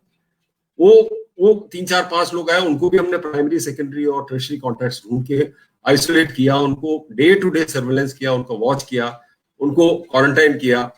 उसके बाद हमने ये जनवरी, फरवरी, मार्च में, फरवरी तक जो है किसी को पता ही नहीं था। बाकी स्टेट्स में फैल गया, इटली में फैल गया, यूरोप में फैल गया, यूके में फैल गया, अमेरिका में केस आने लग गए। मार्च में तो लॉकडाउन ही लग गया, 25 मार्च के आसपास लॉकडाउन लग गया। आपको ये जान के आश्चर्य होगा, जनवरी, फरवरी, मार्च, अप्रैल, मई, 7 मई तक आप देख लीजिए कितने महीने हो गए, फरवरी, मार्च, अप्रैल, मई, 4-5 महीने पहला केस आने के बावजूद हमारे पास सिर्फ 14 केसेस थे कोरोना के और सिर्फ 2 मृत्यु हुई थी, जबकि पूरे हिंदुस्तान में फैल गया था। इटली में लाखों लोग मरे, अमेरिका में लाखों लोग मरे और पूरे साउथ ईस्ट एशिया में फैल गया था। तो आप सोचिए कि हमने उसको सिर्फ सिस्टमैटिकली प्रोटोकॉल, निपा वायरस के इन्फ्लुएंजा के सिम्टम्स को हमने surveillance, isolation, quarantine, primary secondary contacts को ढूंढ के हमने वो ये प्रोटोकॉल बाद में भारत सरकार ने अडॉप्ट किया। मई के बाद क्या हुआ? मई के बाद क्या हुआ कि लोगों को लगा केरला सेफ है, यहाँ आया जाए। जो महाराष्ट्र में, तमिलनाडु में बैठे हैं, दूसरी जगह पे बैठे हैं, वो केरला के लोग ही वापस आना चाहते हैं। कैसे रोकोगे आप? बॉर्डर सब जगह बंद है, तो संक्रमण को हम रोके कैसे? जो हमारे गल्फ के अंदर 30-40 लाख लोग हैं वो वापस आना चाहते हैं कि दुबई में फैल गया। उनको सबको लगा केरला सेफेस्ट है क्योंकि यहाँ केस ही नहीं है, सबसे पहला केस आया मगर कंट्रोल कर रखा है लोगों ने। तो बॉर्डर जैसे ही खुली, फ्लाइट्स जैसे ही खुली, हमारे पास कोई ऑप्शन नहीं था, मना भी नहीं कर सकते। इंडियन सिटीजन है, केरला के सिटीजन है, कैसे मना करेंगे आप बताओ? हम सिर्फ ये कह सकते हैं ये ध्यान रखिए, टेस्ट करवा के आइए, आप आइसोलेशन रखिए, रजिस्टर करिए, आपको अगर कोई सिम्टम्स आते हैं तुरंत डॉक्टर को कांटेक्ट करिए। ये कहने के अलावा हमारे पास कोई ऑप्शन नहीं था। तो मई और जून के अंदर, जून, जुलाई, अगस्त तक हम सिर्फ यही स्ट्रगल करते रहे कि इंपोर्टेड केसेस कितने हैं। कर्नाटका से अगर कोई आया, महाराष्ट्र से आया है, तो उसमें कितने केसेस कोरोना से अफेक्टेड है? क्या उसने सेकेंडरी को दिया, सेकंड लेवल पे दिया, अपने परिवार वालों को, मित्रों को दिया? किस किस से मिला? उसे क्वारंटाइन प्रोटोकॉल फॉलो किए कि नहीं किए? ये हमने अगस्त सितंबर तक हमने फॉलो किया, मगर तब तक क्या हुआ कि इंपोर्टेड केसेस तो कम हो गए और सेकेंडरी कॉन्टैक्ट्स बढ़ते गए, 1 से 2, 2 से 4, 4 से 5। कोरोना में मैं हेल्थ सेक्रेटरी रहा हूँ 4 साल, और भारत सर आपने मेरा सीवी देखा होगा, तो 3 साल में हेल्थ मंत्रालय में भी था और 7 साल का मेरा हेल्थ का एक्सपीरियंस है। तो जब कम्युनिटी स्प्रेड हो गया, फिर आप क्या कर सकते हो? हर एक आदमी पे पुलिस वाला तो बैठा नहीं सकते। आपको जब तक हर्ड इम्यूनिटी नहीं बनेगी, जब तक आपका वैक्सीनेशन कंप्लीट नहीं होगा, तब तक ये फैलेगा। और मुझे आज भी याद है कि रवीश कुमार जी का इंटरव्यू था एनडीटीवी में, उस समय जब मैं होम सेक्रेटरी था और मेरा इंटरव्यू लिया गया, और हमारे यहाँ करीब 3-4-5 लाख करीब वो माइग्रेंट लेबर्स थे, जो एक भी सड़क पर नहीं निकला। यहाँ से बिहार और असम कैसे जाते हो, सबका हमने ध्यान रखा, क्योंकि बड़ा ह्यूमैनिटेरियन स्टेट है ये। केरला थोड़ा अलग है, 15-20 साल आगे है, हेल्थ इंफ्रास्ट्रक्चर में बहुत आगे है। तो उस समय जो है मैंने सबको यही बोला, मैंने कहा आप जो है, सरकार आपका ध्यान रखेगी, मगर आपको ये बेसिक चीजों को फॉलो करना है। तो सितंबर अक्टूबर के बाद, उस समय रवीश जी के इंटरव्यू में उन्होंने कहा कि आपने तो कमाल कर दिया, आपका तो वर्ल्ड का बेस्ट रिकवरी रेट है, 97% रिकवरी रेट है, आपके यहाँ तो डेथ ही 2 ही हुई है। तो मैंने कहा it is not over Ravish ji, आज भी वो इंटरव्यू मेरे पास है और मैं चाहूंगा, मैं चाहूं तो मैं शेयर भी कर सकता हूं आप लोगों के साथ। उस समय मैंने कहा था कि it is not over, this will happen again, we can not afford to lead our, हम हमारी गार्ड को हम छोड़ नहीं सकते। और यही हुआ। पूरे हिंदुस्तान में क्या हुआ, हम लोगों ने, हमारे यहाँ टेस्टिंग रुकी नहीं, हमने क्वारंटाइन नहीं किया, हमने प्रोटोकॉल्स फॉलो करते रहे। Kerala continue to follow that model. आज भी हमारे यहाँ डेथ रेट, कोरोना केसेस हैं हमारे यहाँ 12-15 हजार केसेस हैं, पर डेथ रेट मिनिमम है, 0.3 है हमारे यहाँ। उसका रीजन क्या है कि जब पूरे देश में लोग ऑक्सीजन ढूंढ रहे थे और हॉस्पिटल बेड ढूंढ रहे थे, हम लोग ऑक्सीजन के बेड तैयार कर रहे थे।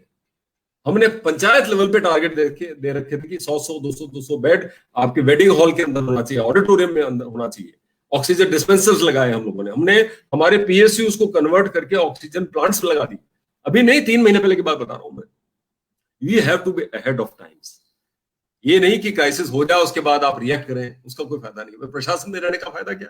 अगर आप हर चीज में रिएक्ट करेंगे, रिस्पॉन्ड करेंगे, तो लोगों की जान कैसे बचेगी क्राइसिस में? You have to be 1 step ahead of this. तो corona is still not over. जैसे ही आपने बॉर्डर्स खोली, लोग खोले, कोरोना बहुत डेंजरस नहीं है। 1.5% है मोर्टेलिटी, पर जो 60 से ऊपर है, 70 से ऊपर है, जिसको रेस्पिरेटरी प्रॉब्लम्स हैं, जिसको लंग का इन्फेक्शन हुआ, उसने अगर ध्यान नहीं रखा तो वो खतरे में आ सकता है। तो वही हमको ध्यान रखना है। वो केरला में पढ़े लिखे लोग हैं, हेल्थ इंफ्रास्ट्रक्चर है, यहाँ कोई कंप्रोमाइज नहीं करता। बुखार आती भागते हैं, वो छुपा के नहीं बैठता है, वो ये बैक वाली डिसीज, अदरक खा लू और नीम खा लू और हल्दी ले लू, उसमें विश्वास नहीं करते लोग, यहाँ पहुंच जाते हैं लोग हॉस्पिटल। तो ये फर्क है। नहीं, बिल्कुल सर, आपने सही कहा। कहते हैं ना कि सबसे शिक्षित राज्य है केरल, और सबसे खास बात सर आपकी जो उन दिनों आपने काम किया, जितना मुझे पता चला है कि आपने जो राज्य के अंदर 5 लाख से अधिक जो अतिथि थे, उनके खाने की व्यवस्था करना, और जो हमारे श्रमिक थे, उनके लिए 100 या 200 रुपए के उनके मोबाइल तक आपने रिचार्ज कराए थे ताकि वो अपने घरों पर बात कर सकें। तो सर ये छोटी-छोटी सी चीज़ों का आपने ध्यान रखा। कहते हैं ना बड़ी-बड़ी चीज़ें बहुत लोग याद रख जाते हैं, लेकिन किसी व्यक्ति को छोटी-छोटी सी चीज़ें कि मोबाइल अगर रिचार्ज हो जाएगा तो वो अपनी फैमिली से जुड़ा रहेगा, फैमिली से जुड़ा रहेगा तो सर कहीं न कहीं वो अपने आप को सेफ महसूस करेगा। तो वो तक आपने ध्यान रखा कि उन लोगों के मोबाइल तक आपने रिचार्ज करवा कर करके दिए ताकि वो अपने परिवार से बात कर सकें, उनकी मुझे कुशल मैं क्षेम होम सेक्रेटरी था डॉक्टर रेणु जी, और मुख्यमंत्री ने जी, मुझे बुलाया और मुझसे बोला कि देखो भाई, हिंदी में और ये उड़िया में और इसमें बिहारी में तो मैं बोल नहीं सकता, मैं मलयालम चैनल पे कुछ भी बात इनको इनको हुँ, माइग्रेंट लेबर्स को मैसेज देना चाहूँ तो कैसे दूं? तो जी, तुम बात करो चैनल्स में। आपको आश्चर्य होगा कि मैंने हिंदी में, पंजाबी में, गुजराती में मैंने मलयालम चैनल्स पे सब पे जा जाके लोगों को बोला कि ध्यान रखो। रीजन क्या था, ये जितने भी हमारे, और सबसे आश्चर्य की बात बताऊं आपको, इनको माइग्रेंट लेबर नहीं बोलते हैं हमारे यहाँ, अतिथि मेहमान का बोलते हैं। अतिथि मेहमान, जी सर, ये किसी स्टेट ने नहीं कहा उनको, हाँ, किसी किसी स्टेट ने अतिथि मेहमान नहीं कहा उनको। मेरे को जी, सीएम ने एक ही बात बोली थी कि देखिए ये 21-21, 22-22 साल के यंग लड़के हैं, परिवार छोड़कर आए हैं, इतनी दूर है, इनके पास पैसा नहीं है, इनके पास रोजगार नहीं है, इनके पास कुछ काम करने को नहीं है, अगर ये लोग सड़क पे निकल आए, 5,000 भी निकल आए, तो हम इनको कैसे संभालेंगे? तो मैंने कहा वो नहीं होगा, आप चिंता मत करो। और इसीलिए पहली बार हमने यहाँ से ट्रेन चालू करी, और मैंने सबको इंश्योर किया कि पूरा स्टेशन कार्डन ऑफ हो जाए और प्रोटोकॉल फॉलो हो, और लोगों को मैंने ये कहा कि अगर एक ट्रेन चली गई तो फिर 5 ट्रेन कल और आएंगी, पर अगर आपने पहली ट्रेन में तोड़फोड़ करी तो कल से ट्रेन बंद हो जाएगी। तो लोगों को बात समझ में आती है, ऐसी बात नहीं कि नहीं समझ में आती। सही। पर वही कहते हैं ना सर, जब अपनेपन से बात करते हैं और जब कभी कोई व्यक्ति अगर मुश्किल में है और अगर आप ये कह देते हैं परेशान मत होइए, मैं हूं ना, तो सर उनको एक संबल मिल जाता है। आपने वो संबल उनको दिया, इसलिए उनको समझ में आया कि नहीं डॉक्टर विश्वास मेहता हमारे भले की बात कर रहे हैं, हमारी बात कर रहे हैं, इसलिए वो सभी आपके साथ चले। सर थोड़ा सा माहौल को हल्का करते हैं, इस माहौल से बाहर निकल कर आते हैं और संगीत की तरफ बढ़ते हैं सर। तो सर एक जी गाना है दुनिया बनाने वाले क्या तेरे दिल में समाई। सर ये गाना क्योंकि जो दुनिया की बात आ रही है इस समय, सारी दुनिया कोरोना वायरस से जूझ रही है, अपनों का साथ छूट रहा है, कुछ आंखों में आंसू भी है, तो सर इस गाने की तो ये आप मुझे अगर गाने की लिस्ट पहले बताती तो मैं तैयार रहता उन ट्रैक्स कोई के भी। अच्छा सर साथ। आप सर आप अपनी पसंद से सर, हाँ, तो कोई भी अपनी मैं पसंद। अपनी जी, पसंद का मैं ढूंढता हूँ, वही बेटर है, क्योंकि जी, अदरवाइज ये बड़ा कॉम्प्लिकेटेड मामला है कि इसको पूरा सिस्टम को लगाना बनाना। नहीं सर एक मेरा जो बिल्कुल बहुत पसंदीदा गाना है वो मैं जी। आपको सुनाना चाहता हूँ।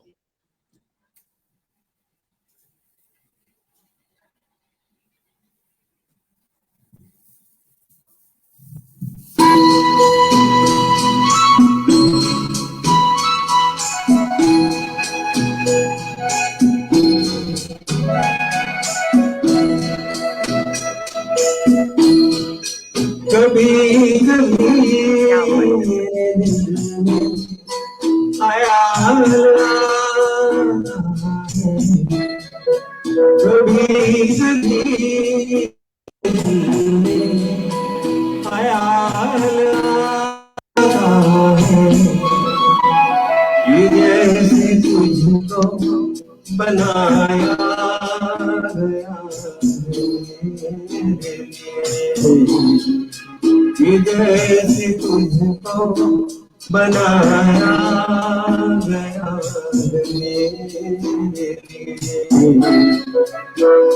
तुझसे पहले सितारों में बस रही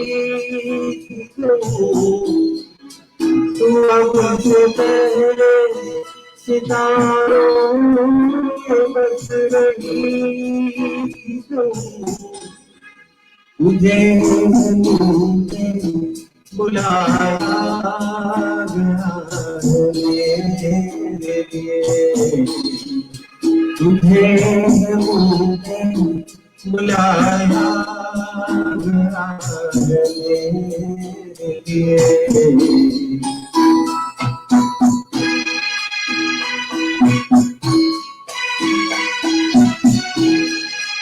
कभी कभी कभी मेरे दिल में ख्याल आए, ये बदन निभाए मेरी अमानत है, ये बदन निभाए मेरी अमानत है, ये सुनों की घनी छाँव है मेरी खाली, ये होश और ये बात मेरी अमानत है, ये होश और ये बात मेरी अमानत है।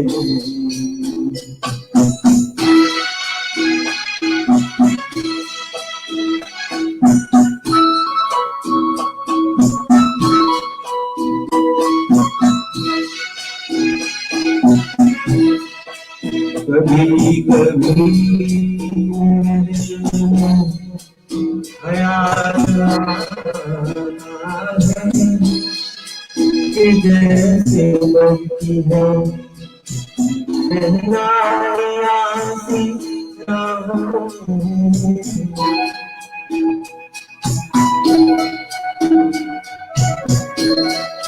कि जैसे बनती है शहनाई राहों में, सुहाग याद है घूंघट उठा रहा हूँ,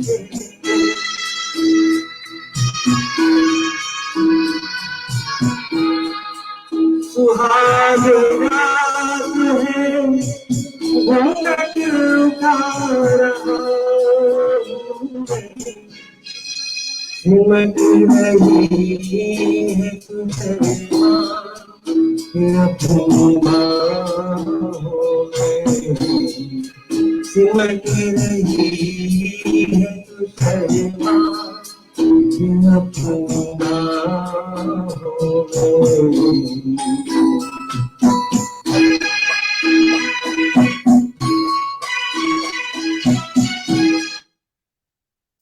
क्या बात है सर, क्या बात है। इससे बड़ी गजल, इससे बड़ी नज़म, इससे बड़ा गीत, इससे बड़ा संगीत शायद ही कोई होगा। और ये मेरा कहना नहीं है, एक बहुत बड़े कलाकार है जिन्होंने उदयपुर में एक बार अपना शो किया था, और शायद अनु मलिक, और उन्होंने ये बात की और मेरे को गाना बहुत प्रिय था, तो मेरे को एकदम स्ट्राइक किया है। जिस तरह से शोले अपने आप में एक परफेक्ट फिल्म थी, उसी तरह से परफेक्ट अगर गाना अगर आप कहा जाए, in terms of lyrics, in terms of शेरो शायरी, in terms of composition, in terms of picturization, in terms of rendition of the melody itself, एक angry young man Amitabh Bachchan को एक रोमांटिक हीरो में कैसे कन्वर्ट किया कभी कभी ने। और सबसे आश्चर्य की बात क्या है, साहिल लुधियानवी की पोएट्री को इम्पॉसिबल था एक संगीत में कर उसको संगीत में बांधना, सिर्फ खयाम में कर सकते थे। और उसका रीजन क्या था कि साहिल लुधियानवी और खयाम, वो सुबह कभी तो आएगी, बहुत सालों पहले, 30-40 साल पहले उन्होंने यही मैजिक उन्होंने दिखाया था, और यही कभी कभी में 1976 में उन्होंने करके दिखाया। आश्चर्य की बात यह है कि कभी कभी का ये गाना, ये last film fair award Mukesh को इसका मिला, और वो भी पोस्थुमसली उनकी डेथ के बाद 27 अगस्त 1976 में डेट्रॉयट में कंसर्ट के समय गाते वक्त मुकेश जी का निर्माण हुआ। और उस दिन और उसके बाद ये 77-78 में जब ये फिल्म आई, तब फिल्म फेयर में पोस्थुमसली उनको उनकी जीवन का 4th फिल्म फेयर अवार्ड मिला उनकी डेथ के बाद। तो इससे बड़ा कोई गीत या संगीत है क्या? बड़ा मुश्किल है क्या? बिल्कुल सर।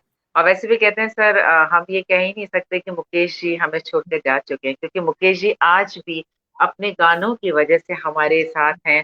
और आप जैसे लोग जो हैं, जो मुकेश जी की आवाज में गाते हैं, तो उन्होंने मुकेश जी को जिंदा रखा हुआ है सर। काफी लोग यहाँ पर बहुत ही तारीफ कर रहे हैं। प्रेम भंडारी सर बहुत होप कह रहे हैं यहाँ पर, दीपिका दीदी जी कह रही हैं, नीता जोशी मैम कह रही हैं, कंचन इतनी कंचन जी वो भी यहाँ पर कह रही हैं, और सबसे खास बात वो आपके लिए कह रही हैं, संवेदनशील व्यक्तित्व की झलक आपकी कार्यशैली में। सर आपकी आवाज सुनने के बाद तो मैं भी कुछ 4 लाइनें जरूर बोलना चाहूंगी कि जर्रों के रह गुजर अपनी चमक छोड़ जाऊंगा, जर्रों के रह गुजर अपनी चमक छोड़ जाऊंगा, दूर तलक अपनी आवाज छोड़ जाऊंगा, खामोशी की मौत मुझे गवारा नहीं, शीशा हूं टूट भी गया तो क्या पर अपनी खनक छोड़ जाऊंगा। तो बहुत ही खूब खनकती आवाज में जो आप मुकेश की आवाज में जो गाने हम तक पहुंचा रहे हैं, वास्तव में आज का जो कार्यक्रम हम कह सकते हैं कि समझ नहीं आ रहा डॉक्टर विश्वास मेहता जी को हम ये कहें कि एक कुशल प्रशासनिक अधिकारी हैं, या ये कहें कि बहुत ही खूबसूरत गीतों के गाने वाले गायक हैं। और यही नहीं सर, पूरी फिल्मों की पूरी गीत के बारे में आपको पूरी नॉलेज है। एक होता है कि हमने गाना गा दिया, दैट्स इट, खत्म हो गया, नहीं, आपको उसके बारे में सब कुछ पता है, सबसे खास बात आती है सर।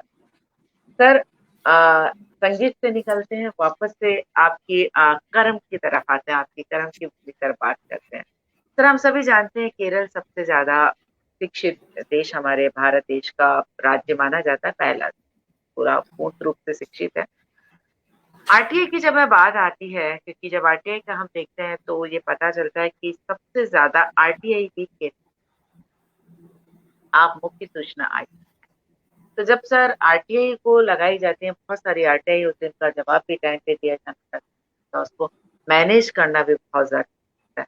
तो उसको किस तरीके से आप प्रबंध, किस तरीके से देखिए, मैं 28 फरवरी को मुख्य सचिव पद से रिटायर हुआ, और मतलब ऊपर वाले की कृपा है, भगवान की कृपा है, मेरे बुजुर्गों की कृपा है, मेरे चाहने वाले मेरे दोस्तों की अच्छी आशीषों का कमाल है कि 1 मार्च से ही मुझे शपथ ग्रहण लेनी पड़ी इस पर, मतलब एक दिन का भी गैप मुझे नहीं। और आपको ये जान के आश्चर्य होगा कि पहली बार अपने घर में मैं लॉकडाउन के टाइम पे घर पे पहली बार बैठा हूँ। पिछले 1.5 साल में सुबह शाम, संडे हो, छुट्टी हो, त्योहार हो, ऑफिस में होता था मैं, लॉकडाउन या नहीं लॉकडाउन, क्योंकि वो उस समय जिम्मेदारी इस तरह की थी। ये लॉकडाउन है, RTI chief commissioner income information commissioner का एसेंशियल सर्विस नहीं आता है, इसलिए हमारा भी ऑफिस भी बंद है। तो मैं घर पे बैठा हूँ और इसीलिए आपसे इतनी रिलैक्स तरीके से बात कर पा रहा हूँ। आरटीआई क्योंकि शिक्षित जगह है ये, तो आरटीआई कंप्लेंट्स बहुत आती है हमारे, और लोग छोड़ते नहीं है, क्योंकि कंप्लेंट पिटिशंस देना उनकी एक नेचर में है। तो वो इतने साल, 37 साल मैंने देखा है, आरटीआई से पहले की भी मुझे पता है कि अगर किसी ने पिटीशन दी है तो वो जो कंप्लेंट पिटीशन सिर्फ वो अधिकारी को नहीं देता है, वो प्राइम मिनिस्टर को भी देता है, राष्ट्रपति को भी देता है, गवर्नर को भी देता है, मुख्यमंत्री को भी देता है। तो क्योंकि ज्यादा पढ़े लिखे लोग हैं तो वो कहीं कोई छोड़ता नहीं। तो एक ही कंप्लेंट पिटीशन पे आप सोचिए 10 या 15 फाइलें खुली हुई है अलग अलग जगह। उसमें से एक या दो आदमी ने भी कुछ सही लिखा है, कुछ गलत लिख दिया, तो और सीरीज ऑफ पिटीशन चालू हो जाती है। तो आरटीआई में हमको ध्यान सिर्फ ये रखना है कि ये कोई ग्रीवेंस रिड्रेसल का फोरम नहीं है कि आपने जो है, मेरे यहाँ बिजली नहीं आ रही तो मेरी बिजली लगा दी जाए, मेरे यहाँ कुएं में पानी नहीं है, या मेरे यहाँ सड़क खराब है, इसको ठीक किया जाए। वो काम आरटीआई नहीं करती। आरटीआई का बड़ा लिमिटेड मैंडेट है कि जो इन्फॉर्मेशन उसको पब्लिक इंटरेस्ट में मिलनी चाहिए वो मिलती है, दे रहे हैं नहीं दे रहे हैं, अफसर उसको रख तो नहीं रहे। पहले ये था, आरटीआई आने से पहले ये था कि लोग नहीं देते थे, ऑफिशियल सीक्रेट है, हम नहीं बताएंगे, तो इधर उधर से लोग लेते थे। अभी ये मैंडेटरी है, आपको सर्विसेज इंफॉर्मेशन देनी है, आपको प्रोसेस नहीं करना है, उसको ग्रीवेंस रिड्रेसल नहीं करना है, वो प्रशासन का काम है। अब मैं प्रशासन से बाहर हूं, मेरे को उनको डायरेक्शन देनी कि हाँ भाई ग्रीवेंस अगर तुम चाहो तो देख लो, अगर इसमें जेन्युइन है तो देख लीजिए। यही काम तो 37 साल हम करते रहे। तो आरटीआई के अंदर इंफॉर्मेशन कमिश्नर तो लास्ट लेवल पे आपके पास आता है जब उसके पास सारे माध्यम खत्म हो गए। अब उसके बाद सिर्फ हाईकोर्ट ही जा सकता है, क्योंकि एक स्टैट्यूटरी कोर्ट वाला प्रोविजन है मेरे पास, मेरे को हियरिंग करके और उसमें फाइनल ऑर्डर देने हैं, जिसको कोर्ट में चैलेंज कर सकता है कि क्यों नहीं दे रहा है इंफॉर्मेशन। तो इसलिए हम लोग यूज्ड टू हैं, हमारे लिए आरटीआई से पहले भी ऐसा ही था, आरटीआई के बाद भी यही है। आरटीआई का सिर्फ फर्क इतना है कि इसमें टाइम बाउंड है और इसमें फाइन का प्रोविजन है। अगर आपने इंफॉर्मेशन किसी कारणों से, गलत कारणों से नहीं दी है, जो हमें जेन्युइन नहीं लगता, तो आप फाइन इम्पोज कर सकते हैं। जनरली ऑफिसर्स अलर्ट रहते हैं। ये है। मतलब हम ये कह सकते हैं, अगर आरटीआई में किसी ने इन्फॉर्मेशन मांगी है, अगर हमारे पास सूचना है तो हम सूचना दें, अगर नहीं है हमारे पास सूचना तो हम, जरूरी नहीं है कि हम बाध्य नहीं है कि उसकी सूचना को दें। आपको प्रोसेस करके, एनालाइज करके नहीं देना है। ओके, आप ये नहीं कह सकते कि पिछले 15 साल में मुझे ये बताइए कि विश्वास मेहता साहब ने कहाँ यात्रा करी और किस किस हवाई जहाज में गए, कितना खर्चा किया और उन्होंने क्या क्या काम किया। ये आपको कलेक्ट करके नहीं देना। आप ये कह सकते हैं कि 2015 में ये एक साल में जहां जहां भी गए उसका फाइल के अंदर अगर कोई इंफॉर्मेशन है उसकी कॉपी में वो देने को वो मैंडेटरी है, वो उनकी प्रोसेस करने का हमारा काम नहीं। हाँ सर, ये चीज इसलिए मैं अपनी नॉलेज के लिए भी ऐसे पूछ रही हूँ, क्योंकि हम लोगों को भी यहाँ पर आरटीआई डील करनी पड़ती है, इसलिए मैंने आपसे इस सवाल पूछा कि कई बार कहा जाता है कि ये पर्सनल इंफॉर्मेशन है, आप आरटीआई की तरफ किसी ने मांगे तो अपन तृतीय पक्षकार जो शब्द यूज किया जाता है, आप उनको इंफॉर्मेशन नहीं दे सकते हैं, या आपके पास जो कागज है सिर्फ आप दे दीजिए, आप सूचना को उस तरीके से अगर नहीं डील करते आप मना कर दीजिए, हम नहीं डील करते। इसलिए सर मैंने सवाल आपसे किया था। पर्सनल में भी देखिए, your freedom ends where my nose begins. एक आदमी छड़ी लेके घूम रहा था और वो आगे पीछे चलने वाले एक आदमी के उसकी नाक से टकरा गई। अब वो जब तक वो छड़ी घूम रही थी तब तक कोई दिक्कत नहीं थी। He has a freedom to move his rod, his wit. पर जब उसके नाक से टकराई तो उसकी फ्रीडम अफेक्ट हुई ना। तो पर्सनल और पब्लिक, ये पब्लिक इंटरेस्ट और पर्सनल इंटरेस्ट में बहुत फर्क है, वो हमको थोड़ा ध्यान रखना पड़ेगा। हेलो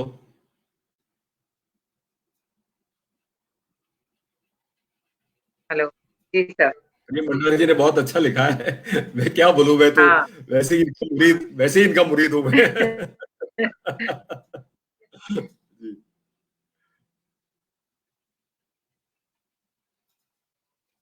हाँ, थोड़ा डिस्टर्बेंस आ रहा है, मुझे लगता है कि सुनाई नहीं दे रहा किसी को। रेणु जी आपको आवाज आ रही है मेरी? रेणु जी आप पढ़ो प्रेम जी का कमेंट्स आप पढ़ो। आवाज मुझे हाँ जी। विश्वास जी के लिए तेरी आवाज का रस, तेरे तरन्नुम का गुदास, जैसे एक साथ बजे अली अकबर का सरोद और रविशंकर का सितार। अब ये सिर्फ प्रेम जी कर सकते हैं। देखिए बैठे बैठे उन्होंने कहां से कहां पहुंचा दिया मुझे। बिल्कुल सर, बिल्कुल सर। चलिए सर, तो जब प्रेम सर ने संगीत का माहौल यहाँ पर बना ही दिया है, तो सर एक गीत और सर बहुत ही खूबसूरत जो आपके बेहद दिल के करीब। दिल के करीब तो इतने गाने हैं कि मैं क्या बताऊं। हाँ, मैं तो 7-7 8-8 घंटे भी मैंने गाया है जी। मगर यह है कि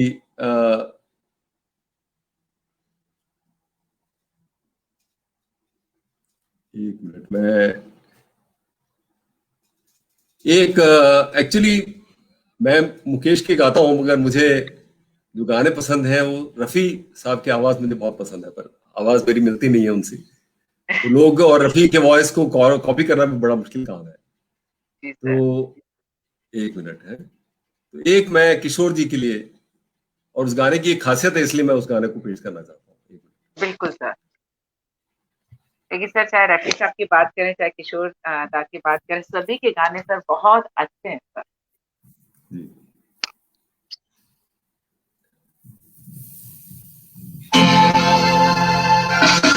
फूलों के रंग से, दिल की कलम से, कोई भी रोज पाती, कैसे बताऊं किस तरह से मुझे तुम सताती, तेरे सपने लेकर के सोया, तेरी यादों में जागा, तेरे ख्यालों में रहा हूँ, जैसे कि माला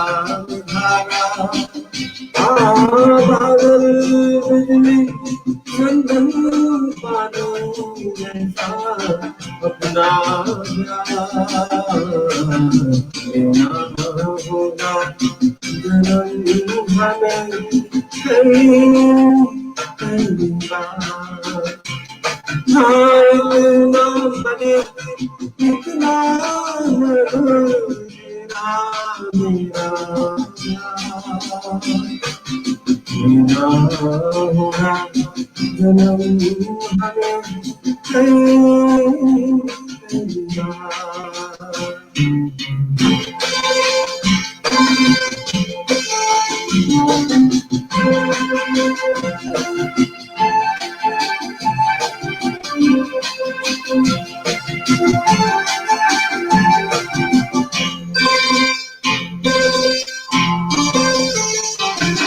सांसों की सरगम धड़कन की वीणा सपनों की गीतांजलि तू मन की गली में महके जो हरदम ऐसी रही चली तू छोटा सफर हो लंबा सफर हो सोने हो या मेरा प्यार तो आए मन हो जाए भीड़ के बीच अकेला बादल बिजली चंदन पानी जैसा अपना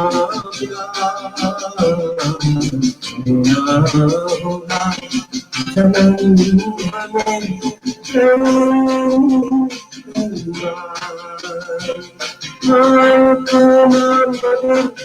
कितना तेरा मेरा मेरा होगा जन्म हमें कई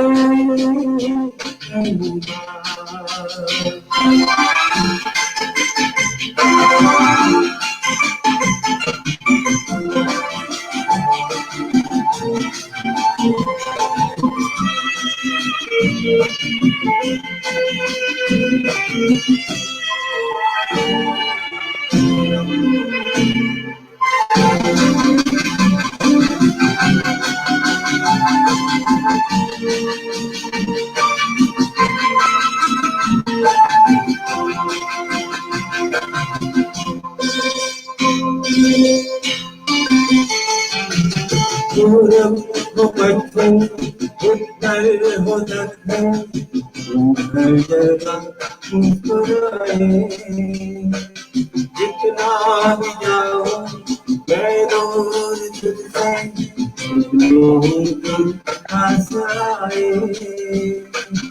आंधी ने रोका पानी ने रोका दुनिया में हंसकर पुकारा तस्वीर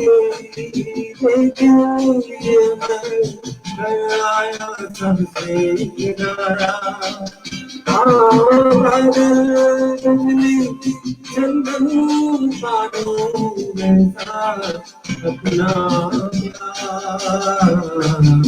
मेरा होगा जन्म हमें कई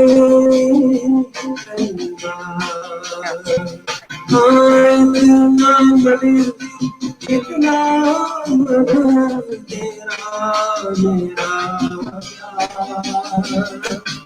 मेरा होगा जन्म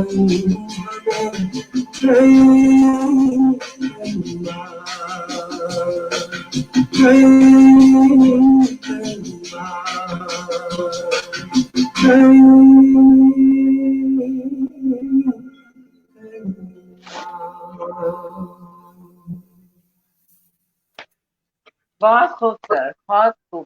और सर देखिए कितने मैसेज आए। नीता जोशी जी कह रहे हैं बहुत ही सुंदर। The magic man and Chandra sir कह रहे हैं गजब। और दीपिका द्विवेदी जी कह रही हैं आवाज बहुत अच्छी आ रही है। और नीलू मेहरा जी मैम ने तो आपको फरमाइश की है फूलों के रंग से दिल की कलम से गाने की। ब्रायन भंडारी सर भी थैंक्स बोल रहे हैं। द मैजिक मैन नरेश जी का थैंक्स कह रहे हैं। और दीपिका मैम कह रही हैं कि बहुत ही सुंदर गीतों का चयन, बेहतरीन गीत, सुंदर गानों का चयन किया गया है। नीता जोशी मैम भी कह रही हैं। सर, नीलू मेहरा मैम की जो फरमाइश है उसको हम पूरा करें उससे पहले एक दो सवाल और हैं मेरे आपसे, क्योंकि जब हमें पता है एक चीज मैं इस गाने के बारे में बताना चाहता था। Definitely sir. ये प्रेम पुजारी का है, देवानंद पे पिक्चर है, इस गाना है। जी जी जी। और उस समय स्विट्जरलैंड बहुत कम लोगों ने देखा था या जानते थे। लोग लंदन, पेरिस वगैरह, इवनिंग इन पेरिस और नाइट इन लंदन और टोक्यो, लव इन टोक्यो और इस तरह की फिल्में जरूर बनी थी वेस्टर्न उसके ऊपर, मगर स्विट्जरलैंड का नाम बहुत कम लोगों को जानता था। प्रेम पुजारी की जो शूटिंग है, ये उस समय जब ट्रेन जो थी, जो ओपन ऊपर ग्लास टॉप वाली ट्रेन, उसके अंदर इसको पिक्चराइज किया गया। और इस गाने की खासियत यह है कि उस समय की जो ट्रेंड थी कि उर्दू शेर और शायरी से इंस्पायर्ड होते थे लिरिक्स, हमारे जो संगीत की धुन बनते थे उनके ऊपर बनते थे। ये गोपाल दास नीरज ने उस ट्रेंड को डिफाई किया। उन्होंने इसको प्योर हिंदी पोएट्री यूज करी इस गाने में। फूलों के रंग से दिल की कलम से तुझको लिखी है, उर्दू के शब्द है ही नहीं इस गाने में। और लोगों ने कहा कि गोपाल दास नीरज जी को क्या हो गया है, ये बिना किसी बात के ही जो है, मतलब कहीं उर्दू को कोई शब्द नहीं है, हिंदी पोएट्री कैसे सक्सेसफुल होगी। और गाना आज देखिए, इतने सालों बाद भी आज भी जीवित है। और हिंदी पोएट्री का, इसमें उर्दू का इन्फ्लुएंस नहीं है, इस तरह का गाना और पिक्चराइज्ड। और आज स्विट्जरलैंड एक वर्ल्ड क्लास डेस्टिनेशन बन चुका है। तो ये अपने आप में बहुत सारे एक्सपेरिमेंट्स गोल्डन एरा में हुए थे। एक चीज और मैं लास्ट में बताना चाहता हूँ, हमारे तीनों पार्श्व गायक जो थे, मोहम्मद रफी साहब, किशोर और मुकेश, ये तीनों एक त्रिकोण के तीन हिस्से थे। सबसे टॉप में सबसे versatile classically trained Mohammed Rafi साहब, जो 31 जुलाई 1980 को अलविदा कह गए, सिर्फ मात्र 56 साल की उम्र में। और दूसरी तरफ जो लिमिटेड वर्सटैलिटी मगर एक कॉमन वॉइस, बहुत मेलोडियस, बहुत क्लासिकली ट्रेंड नहीं, वो मुकेश, जो राज कपूर की आवाज बने, जिनको गाना आसान था, वो थे मुकेश। और तीसरी जो इन दोनों के बीच की जो कड़ी बनी, वो किशोर दा, वो भी क्लासिकली ट्रेंड नहीं थे। और वो 13 अक्टूबर 1987 में हमें अलविदा कह गए। किशोर दा की उम्र सिर्फ 58 साल थी, मोहम्मद रफी साहब की उम्र सिर्फ 56 साल थी, और सबसे पहले अलविदा कहने वाले मुकेश 53 साल की उम्र में अलविदा कहा गया। तीनों हमारे जो प्रसिद्ध पार्श्व गायक, जिनके गाने आज भी 40-50 साल बाद हम सुन रहे हैं, ये लोग 60 की अपना दशक पूरा नहीं देख पाए। ये हमारे गोल्डन एरा का सबसे बड़ा एक नुकसान हम कह सकते हैं कि ये गाने न कभी आएंगे, न ही ये गाने वाले ऐसे हमारे बीच में। बिल्कुल सर, कहते हैं ना कि अभी के गाने कब आते हैं और कब चले जाते हैं हमें पता नहीं चलता, लेकिन देखिएगा जब हम मुकेश की बात करते हैं, किशोर दा की बात करते हैं, मोहम्मद रफी साहब की बात करते हैं, ये उस समय के गाने आज भी इन गानों को गुनगुनाने का मन करता है, इन गानों के साथ अपनी धड़कनों को मिलाने का मन करता है। ये वो गाने जो आज भी जिंदा है, मोहम्मद रफी साहब को, मुकेश जी को और किशोर दा को आज भी जिंदा रखते। ये सर इन गानों की खूबसूरती, शायद इसलिए कहा जाता है ओल्ड इज गोल्ड सर। जी सर। हेलो। हाँ, मैं सुन रहा हूँ, I can hear you. Sir, अब एक सवाल सर आता है कि जब आप केरल में IAS कैडर के अधिकारी हैं, लेकिन डॉक्टर विश्वास मेहता को चंडीगढ़ संसदीय चुनाव क्षेत्र का पर्यवेक्षक भी किया गया, आपने वो चीज भी, वहां की वो भागदौड़ भी संभाली थी केरल में रहते थे सर, इसका अनुभव आप, क्योंकि आपके एक्चुअली सर, जी हाँ, इन बहुत सारे हमारी सर्विस का ही खासियत है कि मैं ONGC में था तो आई वाज अ प्रोफेशनल। जी। जब मैं IAS में आया तो मैं एक जनरल कार्डर का आदमी रह गया। प्रोफेशनल नहीं होता IAS, you are jack of all trades but you are master of none. मगर शायद हमारी सिविल सर्विसेज की खासियत है कि we become masters of some.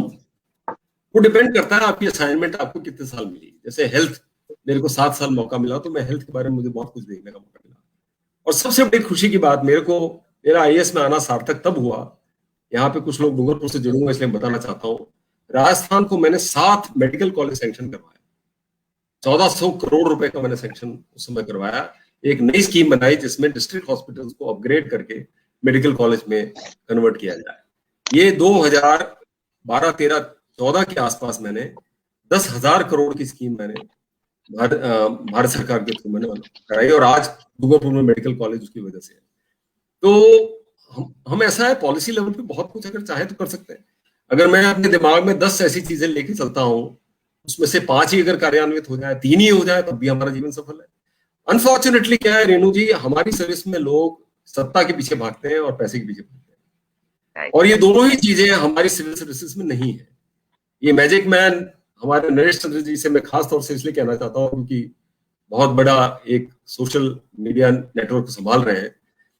IAS अफसर आपने बहुत लोगों को इंटरव्यू किया होगा, पर मैं आज आपसे एक बात बताना चाहता हूँ। मैं जब पहली बार यहाँ ट्रेन में आ रहा था तो मेरी तनख्वाह जो थी वो 2300 रुपए थी, और मुझे ट्रेन में आते वक्त एक आदमी ने एक सवाल पूछा कि आपका दिमाग ठीक है, आप 3000 किलोमीटर 2300 रुपए के लिए जा रहे हैं, इससे अच्छा तो एक पान की दुकान खोल लेते। और ये सवाल मुझे 10 साल तक मुझे मेरे जहन को कटोसता रहा कि मैं क्या 3000 किलोमीटर 2300 रुपए के लिए आया हूं। अगर मुझे पैसा बनाना होता तो मैं बिजनेस जाता, बिजनेस में पैसा ही पैसा है अगर सक्सेसफुल हो गए तो। अगर मुझे सत्ता चाहिए होती तो मैं पॉलिटिक्स में जाता, उसके लिए भी केरल आने की जरूरत नहीं थी, राजस्थान में इलेक्शन लड़ता, जीत गया तो शायद मंत्री भी बन जाते। अगर सत्ता नहीं, पैसे नहीं, तो 3000 किलोमीटर 2300 रुपए आने का क्या औचित्य? कोई औचित्य नहीं।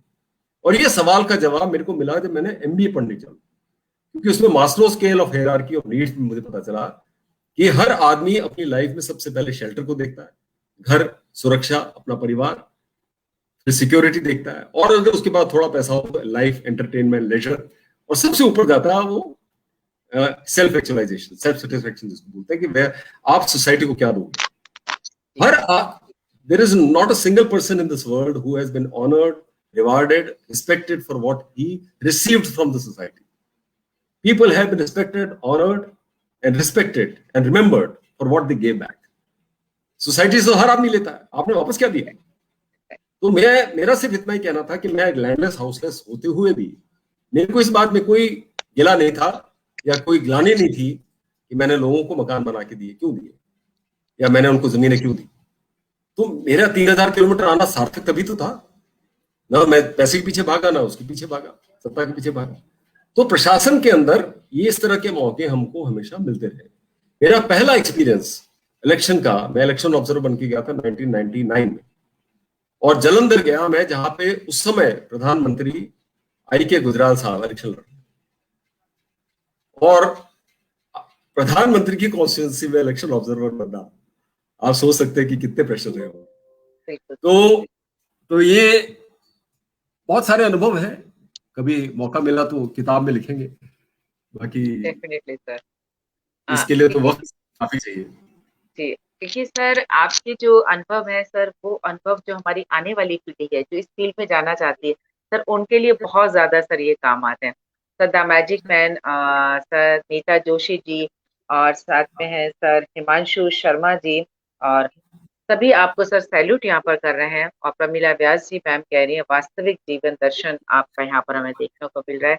वास्तव में सर दिल से सैल्यूट करने का मन करता है, क्योंकि कहते हैं ना कि कई बार होता है कुर्सी मिलने के बाद आदमी अपनी जमीन को छोड़ देता है, अपनी जड़ों को छोड़ देता है, भूल जाता है कि मैं किस जमीन से किस जड़ों से जुड़ा हुआ है। लेकिन डॉक्टर विश्वास मेहता की जब बात की जाती है तो वो आज भी जमीन से जुड़े हुए हैं, जड़ों से जुड़े हुए हैं। क्योंकि सर जब मैं आपके बारे में पढ़ रही थी, क्योंकि जब मुझे आपसे बात करनी थी तो मुझे कुछ आपके बारे में जानना जरूरी था, तब मैंने जब देखा कि किस तरीके से आप केरल में कि जो मजदूर लोग हैं, जो अतिथि, जो जिन्हें कहते हैं ना शरणार्थी नहीं बोला जाता, अतिथि जो वहां पर बोला जाता है, उनकी छोटी छोटी चीजों का आप ध्यान रख रहे हैं, खाने का ध्यान रख रहे हैं, उनको अगर किस तरीके से उनको सुकून पहुंचाया जा सकता है, वो चीज डॉक्टर विश्वास मेहता याद रख रहा है।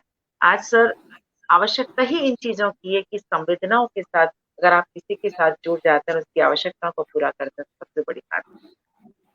सर आपने अगर बात करें आपके अधिकारी पद की, आपने बहुत पदों पे काम किया, राज्य केंद्र सरकार दोनों जगह बहुत कई पद, प्रशासनिक पदों पर आप रहे, संगीत का शौक भी आपका चल रहा है। अब बात आती है सर परिवार। कई बार जब हम ऑफिस में होते हैं, आप इतने बड़े पदों पर रहते हैं, उच्च पदों पर रहते हैं, बहुत सारा तनाव है, लेकिन आप जब घर पर आते हैं तो क्या उस तनाव का असर आपके परिवार पर भी पड़ता है क्या सर?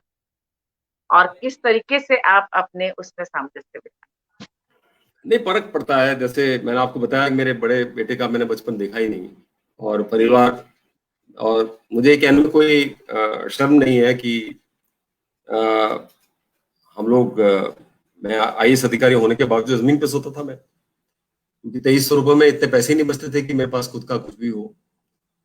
तो बहुत साल जमीन जमीन पे सोए हम लोग, कई महीने जमीन पे सोए। पहले ही सेविंग से हम मिक्सी लेकर आए, फिर कुछ कटलरी खरीदी। तो घर का जो बैकग्राउंड था वो था, इसमें कोई शर्म वाली बात ही नहीं है।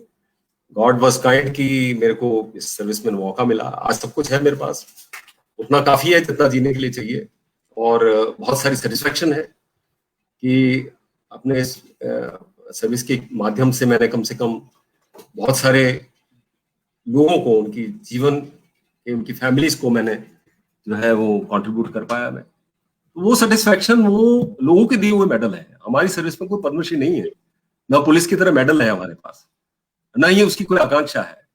पर जो लोगों ने मुझे मेडल दिए वो तो अनगिनत है, उसकी तो कोई वैल्यू भी नहीं है। आज भी मेरे पास इतने हजारों ऐसे कागज कागज हैं। आज इस शो में जुड़े हुए जितने लोग हैं वो कौन है? मेरे बनाए हुए रिश्ते हैं ना, मैंने तो रिश्ते बनाए बस। मैंने कोई सत्ता नहीं कमाई, मैं पैसा नहीं कमाया, मैंने सिर्फ रिश्ते बनाए, और आज भी ये लोग मेरे साथ जुड़े हुए हैं। और मुझे लगता है मेरी सबसे बड़ी संपत्ति यही है। ये जो लोग आपके साथ जुड़े हुए हैं आज, इसमें से कम ऐसे इतने लोग हैं जो मेरे साथ कई साल रहे, मेरे साथ काफी समय बिताने का मौका मिला, और आज भी मैं उनको भूलता नहीं हूँ। तो ये एक, बाकी नौकरी तो एक जरिया है, माध्यम है जीने का। आप भी नौकरी कर रही हैं, मैं भी कर रहा हूँ, कुछ लोग व्यवसाय करते हैं, कुछ लोग पॉलिटिक्स में जाते हैं। मुझे एक जरिया मिला, मैंने उस जरिए को समाज सेवा में लगाया, मैंने उसको चैरिटी में लगाया। आप ये समझिए कि मैंने मेरी तनख्वाह से ज्यादा कंट्रीब्यूट करने की कोशिश की, ताकि लोगों का जीवन बदल सके, क्योंकि इस नौकरी में आपको वो पॉसिबल है जो कि सब जगह पॉसिबल नहीं है। और इसीलिए मैं पुलिस भी छोड़कर आया, क्योंकि पुलिस में अगर आप एक क्रिमिनल को पकड़ भी ले, तो जिसने उसको मारा है, जिससे लूटा, उसका तो आप कुछ कर नहीं सकते ना। नहीं। पॉजिटिव कंट्रीब्यूशन आप नहीं कर सकते पुलिस में। इसमें कर सकते हैं आप, लोगों के मकान बना के दे रहे हो, जमीनें दे रहे हो, जिससे 6-7 जनरेशन से कभी छत नहीं देखी अपने ऊपर। आपको आश्चर्य होगा, बताता हूँ, मैंने प्रेम भट्टाचार्य जी को बताई थी ये बात, कि मेरे साथ पहली बार एडिनबरा, स्कॉटलैंड, लंदन फ्लाइट में एक ऐसा व्यक्ति आया, फोक आर्टिस्ट आया, जो रावण हत्था बजाया करता था। मैंने उससे पूछा तो मेरे पास पासपोर्ट है? बोला वो क्या होता है? उसका पासपोर्ट मैंने बनवाया। मैंने उसके साथ लंदन में, जब यहाँ से दिल्ली लंदन फ्लाइट रुकी, उसने हवाई जहाज अपनी जिंदगी में नहीं देखा, उसको मैंने खिड़की के पास बैठाया। तो उसने मुझसे पूछा कि हवाई जहाज कैसे उड़ता है? तो मैंने कहा तुम खिड़की से देखते रहो, थोड़ी देर बाद तुमको लोग छोटे छोटे दिखाई देंगे। तो वो देखता रहा देखता रहा, फिर मुझे पूछा उसने, उसकी क्यूरियोसिटी खत्म नहीं हो रही थी। वो हवाई जहाज पहली बार बैठा है आज, और लंदन जा रहा है सीधा, रावण हत्था बजाने वाला, बहुत अच्छा कलाकार। और वो देख रहा है और कहता है कि किस ऊंचाई पे उड़ रहे होंगे? तो मैंने वैसे ही बोला, मैंने कहा 30,000 फुट की ऊंचाई पे। तो मुझसे बोलता है 30,000 फुट कितना होता है? मैंने कहा देखो, सबसे ऊंचा पर्वत है 28,000, वो है माउंट एवरेस्ट, उससे थोड़ा ऊपर उठते हैं ताकि हम उससे टकराए ना। तो उसकी बात समझ आई। थोड़ी देर बाद मुझसे पूछता है, रेणु जी, कहता है मेहता साहब, एक बात समझ में नहीं आई कि इतनी ऊंचाई पे इन्होंने सड़क कैसे बनाई होगी?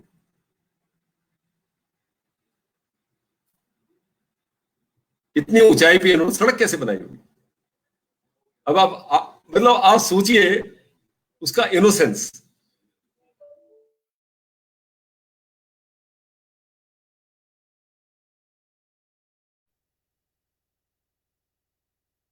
हेलो। सर जी का वीडियो पॉज हुआ है शायद, हाँ रेणु जी। हाँ सर, सर जी का बिल्कुल वीडियो पॉज हुआ है।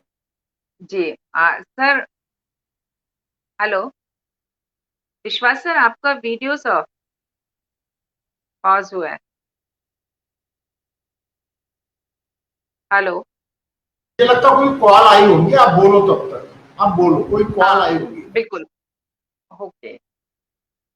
बिल्कुल, आज वास्तव में हम लोग डॉक्टर विश्वास मेहता जी से बात कर रहे हैं। यहाँ पर आप सभी लोग यहाँ पर जुड़े हुए एक ऐसे व्यक्तित्व से जानने की कोशिश कर रहे हैं। अगर सभी लोग डॉक्टर विश्वास मेहता जी जैसे अगर हो जाएं, तो वास्तव में बहुत सारी परेशानियां दूर हो जाए। ये कहते हैं ना, कई बार कहा जाता है कि कुर्सी के उधर बैठने के बाद व्यक्ति का व्यक्तित्व बदल जाता है, लेकिन डॉक्टर विश्वास मेहता जी की जब हम बात करते हैं तो उनका व्यक्तित्व नहीं बदलता, बल्कि वो लोग की हेल्प करते हैं, मदद करते हैं।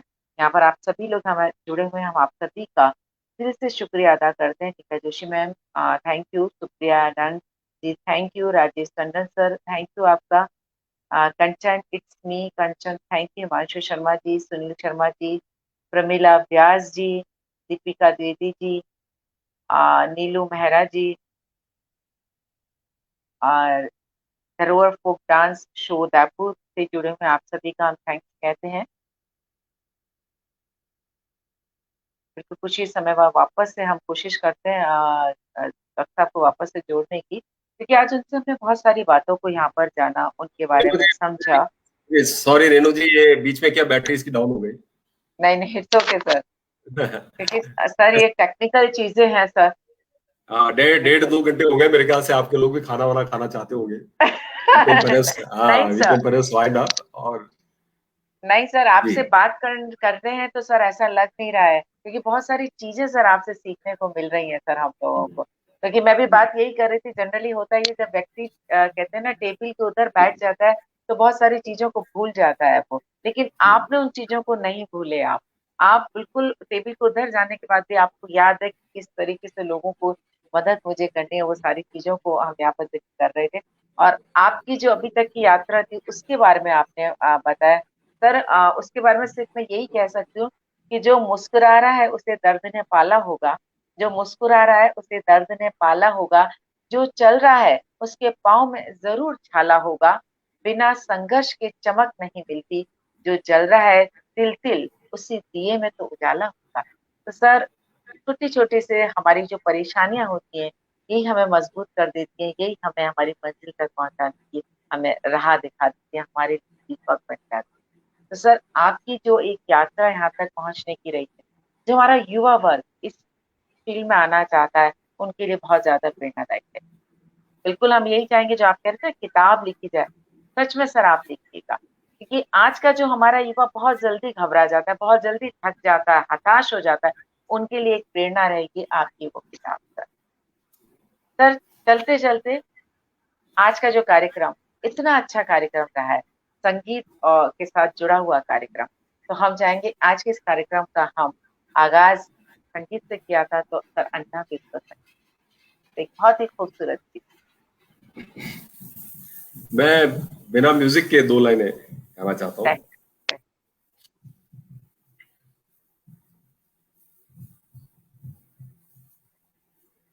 राम करे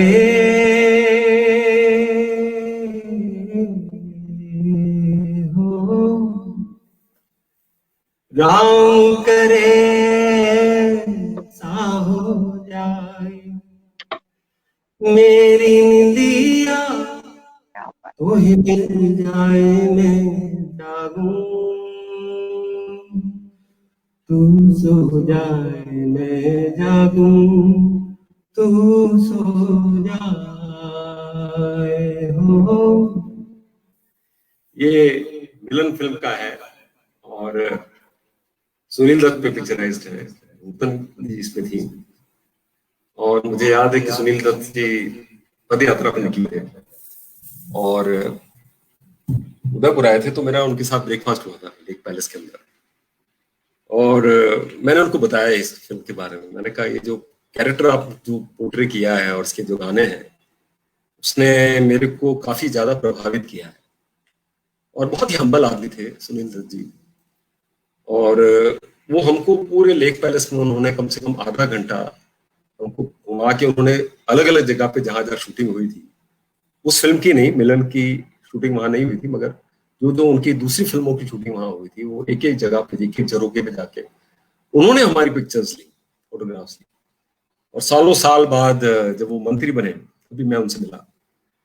तो हमारे कलाकार, हमारे जो संगीतकार, हमारे गायक, इन सब से भी बहुत कुछ सीख सकते हैं। और आपने बहुत अच्छी बात कही कि शायद ये कलाकार हृदय है मेरा, जिसकी वजह से वो संवेदनशील मेरे कार्य प्रणाली में भी दिखा, जहां मुझे छोटी छोटी बातें भी याद रही कि एक आदमी को फ्लाइट में कैसे लेके जाना है, पासपोर्ट कैसे बनाना है। तो अगर ये संवेदनाशील हमारी किसी भी असाइनमेंट में रहे, अपने व्यक्तिगत जीवन में रहे कि मुझे जीवन में क्या कंट्रीब्यूट करना है, तो कम से कम आपके जाने के बाद लोग याद रहेंगे, रखेंगे आप। मुकेश जी के जाने के बाद आज भी लोग कहते हैं एक दिन बिक जाएगा, माटी के मोड़ जग में रह जाएंगे प्यारे तेरे मोड़। चले थे। बहुत तो अल्टीमेटली जाना तो सभी को है, मगर आप उन पलों में कितना जिए, जिंदगी कितनी लंबी नहीं कितनी बड़ी है। जो आनंद ने कहा है, आनंद में जो डायलॉग्स लिखे हुए हैं, ये एक्चुअली ये बहुत सारी चीजें हमें सिखाती हैं हमारे जीवन के बारे में। मार्ग अलग अलग है, रास्ते अलग अलग है, कोई कलाकार से है, कोई टीचिंग के माध्यम से, कोई बिजनेस से है, पर आपने दूसरों को क्या दिया, सबसे बड़ी बात है। अगर आपने अपने मन से सेटिस्फेक्शन से दिया है, तो मुझे तो मेरे 37 साल की कैरियर सर्विस में मुझे कहीं कोई ग्लानि, कोई शिकवा नहीं है कि मुझे कम मिला हो। मुझे मेरी जरूरत से ज्यादा मिला, and god has been very very kind to me. Thank you so much. बिल्कुल सर, बिल्कुल सर। प्रेम भंडारी सर कह रहे हैं कि आपकी आवाज में ही सारे साज मौजूद है सर। और योगिता त्यागी जी कह रही है बहुत ही सुंदर विचारधारा है आपकी। सच बात है सर, सभी आपकी जैसी विचारधारा के साथ हो जाए तो सर, जो कहा जाता है ना कि ऑफिस के लिए एक आम आदमी की धारणा ये रहती है, सरकारी ऑफिस के लिए हमारा काम नहीं होता, या हमें इतने चक्कर काटने पड़ते हैं, या हमें ये परेशानी आती है। शायद सर ये धारणा सबकी बदल जाए, क्योंकि आवश्यकता सिर्फ यही है कि अपने अंदर किसी दूसरे व्यक्ति के लिए थोड़ी सी संवेदना को जगाना, और ये सोचने की कि आज जहाँ वो व्यक्ति खड़ा हुआ है, कल दूसरी जगह जाकर मैं भी वहां खड़ा रह सकता हूँ। और जब मेरे साथ इस तरह की परेशानी आएगी तब मुझे कैसा लगेगा। लेकिन आपने सर इस चीज को समझा, क्योंकि सर आपने इस चीज को बचपन से देखा और इन चीजों के साथ आप जिए, तो आपको पता था कि दूसरों के साथ संवेदना को अगर हम रखते हैं तो लोगों को कितनी खुशी मिलती है। सच में सर, रियली आज बहुत अच्छा लगा आपसे बात करके। हमें ये नहीं लगा कि हम एक प्रशासनिक अधिकारी से जो इतने बड़े पद पर है उनसे हम बात कर रहे हैं। हमें बस यही लगा कि हमारे राजस्थान के डूंगरपुर के डॉक्टर विश्वास मेहता जी हैं, एक बहुत ही अच्छे संगीत से जुड़े हुए गायक कलाकार, हम उनसे बात कर रहे हैं। तो कहते हैं ना, कलाकार सर बहुत ही नम्र विनम्र और सहृदय और सहज और सरल होता है। तो वो चीज आज मुझे सर आपके अंदर दिखाई। Really sir, thank you sir, धन्यवाद, थैंक यू। धन्यवाद, बहुत बहुत शुक्रिया सभी लोगों का जो मेरी वजह से जुड़े और जिन्होंने 8 बजे से लेके पौने 10 बजे तक, पौने 2 घंटे जिन्होंने इस कार्यक्रम को देखा। मैं आप सबका तहे दिल से शुक्रगुजार हूँ। डॉक्टर प्रेम भंडारी का, नरेश जी का, राजेश टंडन, मेरे परिवार के बहुत सारे लोग, कुछ लोग विदेशों में हैं, वो भी जुड़े हुए हैं इस प्रोग्राम में। तो बहुत अच्छा लगा, बहुत बहुत धन्यवाद आप सबका। ये कोरोना के टाइम पे शायद मिलने का यही एक तरीका था, और सबसे सबसे रूबरू होने का एक मौका इस वीडियो प्लेटफॉर्म के थ्रू मिला। तो नरेश जी का भी और डॉक्टर रेणु जी का, आपका भी बहुत बहुत धन्यवाद। धन्यवाद, शुभ रात्रि। शुभ रात्रि sir, thank you sir, thank you sir. हम हमारे सभी दोस्तों का शुक्रिया अदा करते हैं, आप सभी हमारे साथ जुड़े हुए थे। और दोस्तों, ये थे डॉक्टर विश्वास मेहता जी जो केरल से हमारे साथ जुड़े थे। वास्तव में जैसा कि मैंने पहले भी कहा, आज भी मैं यही अभी भी इसी बात को कहना चाहूंगी, आवश्यकता है इसी तरीके से संवेदनशील हृदय, आवश्यकता है इतने सहज और सरल हृदय के व्यक्ति।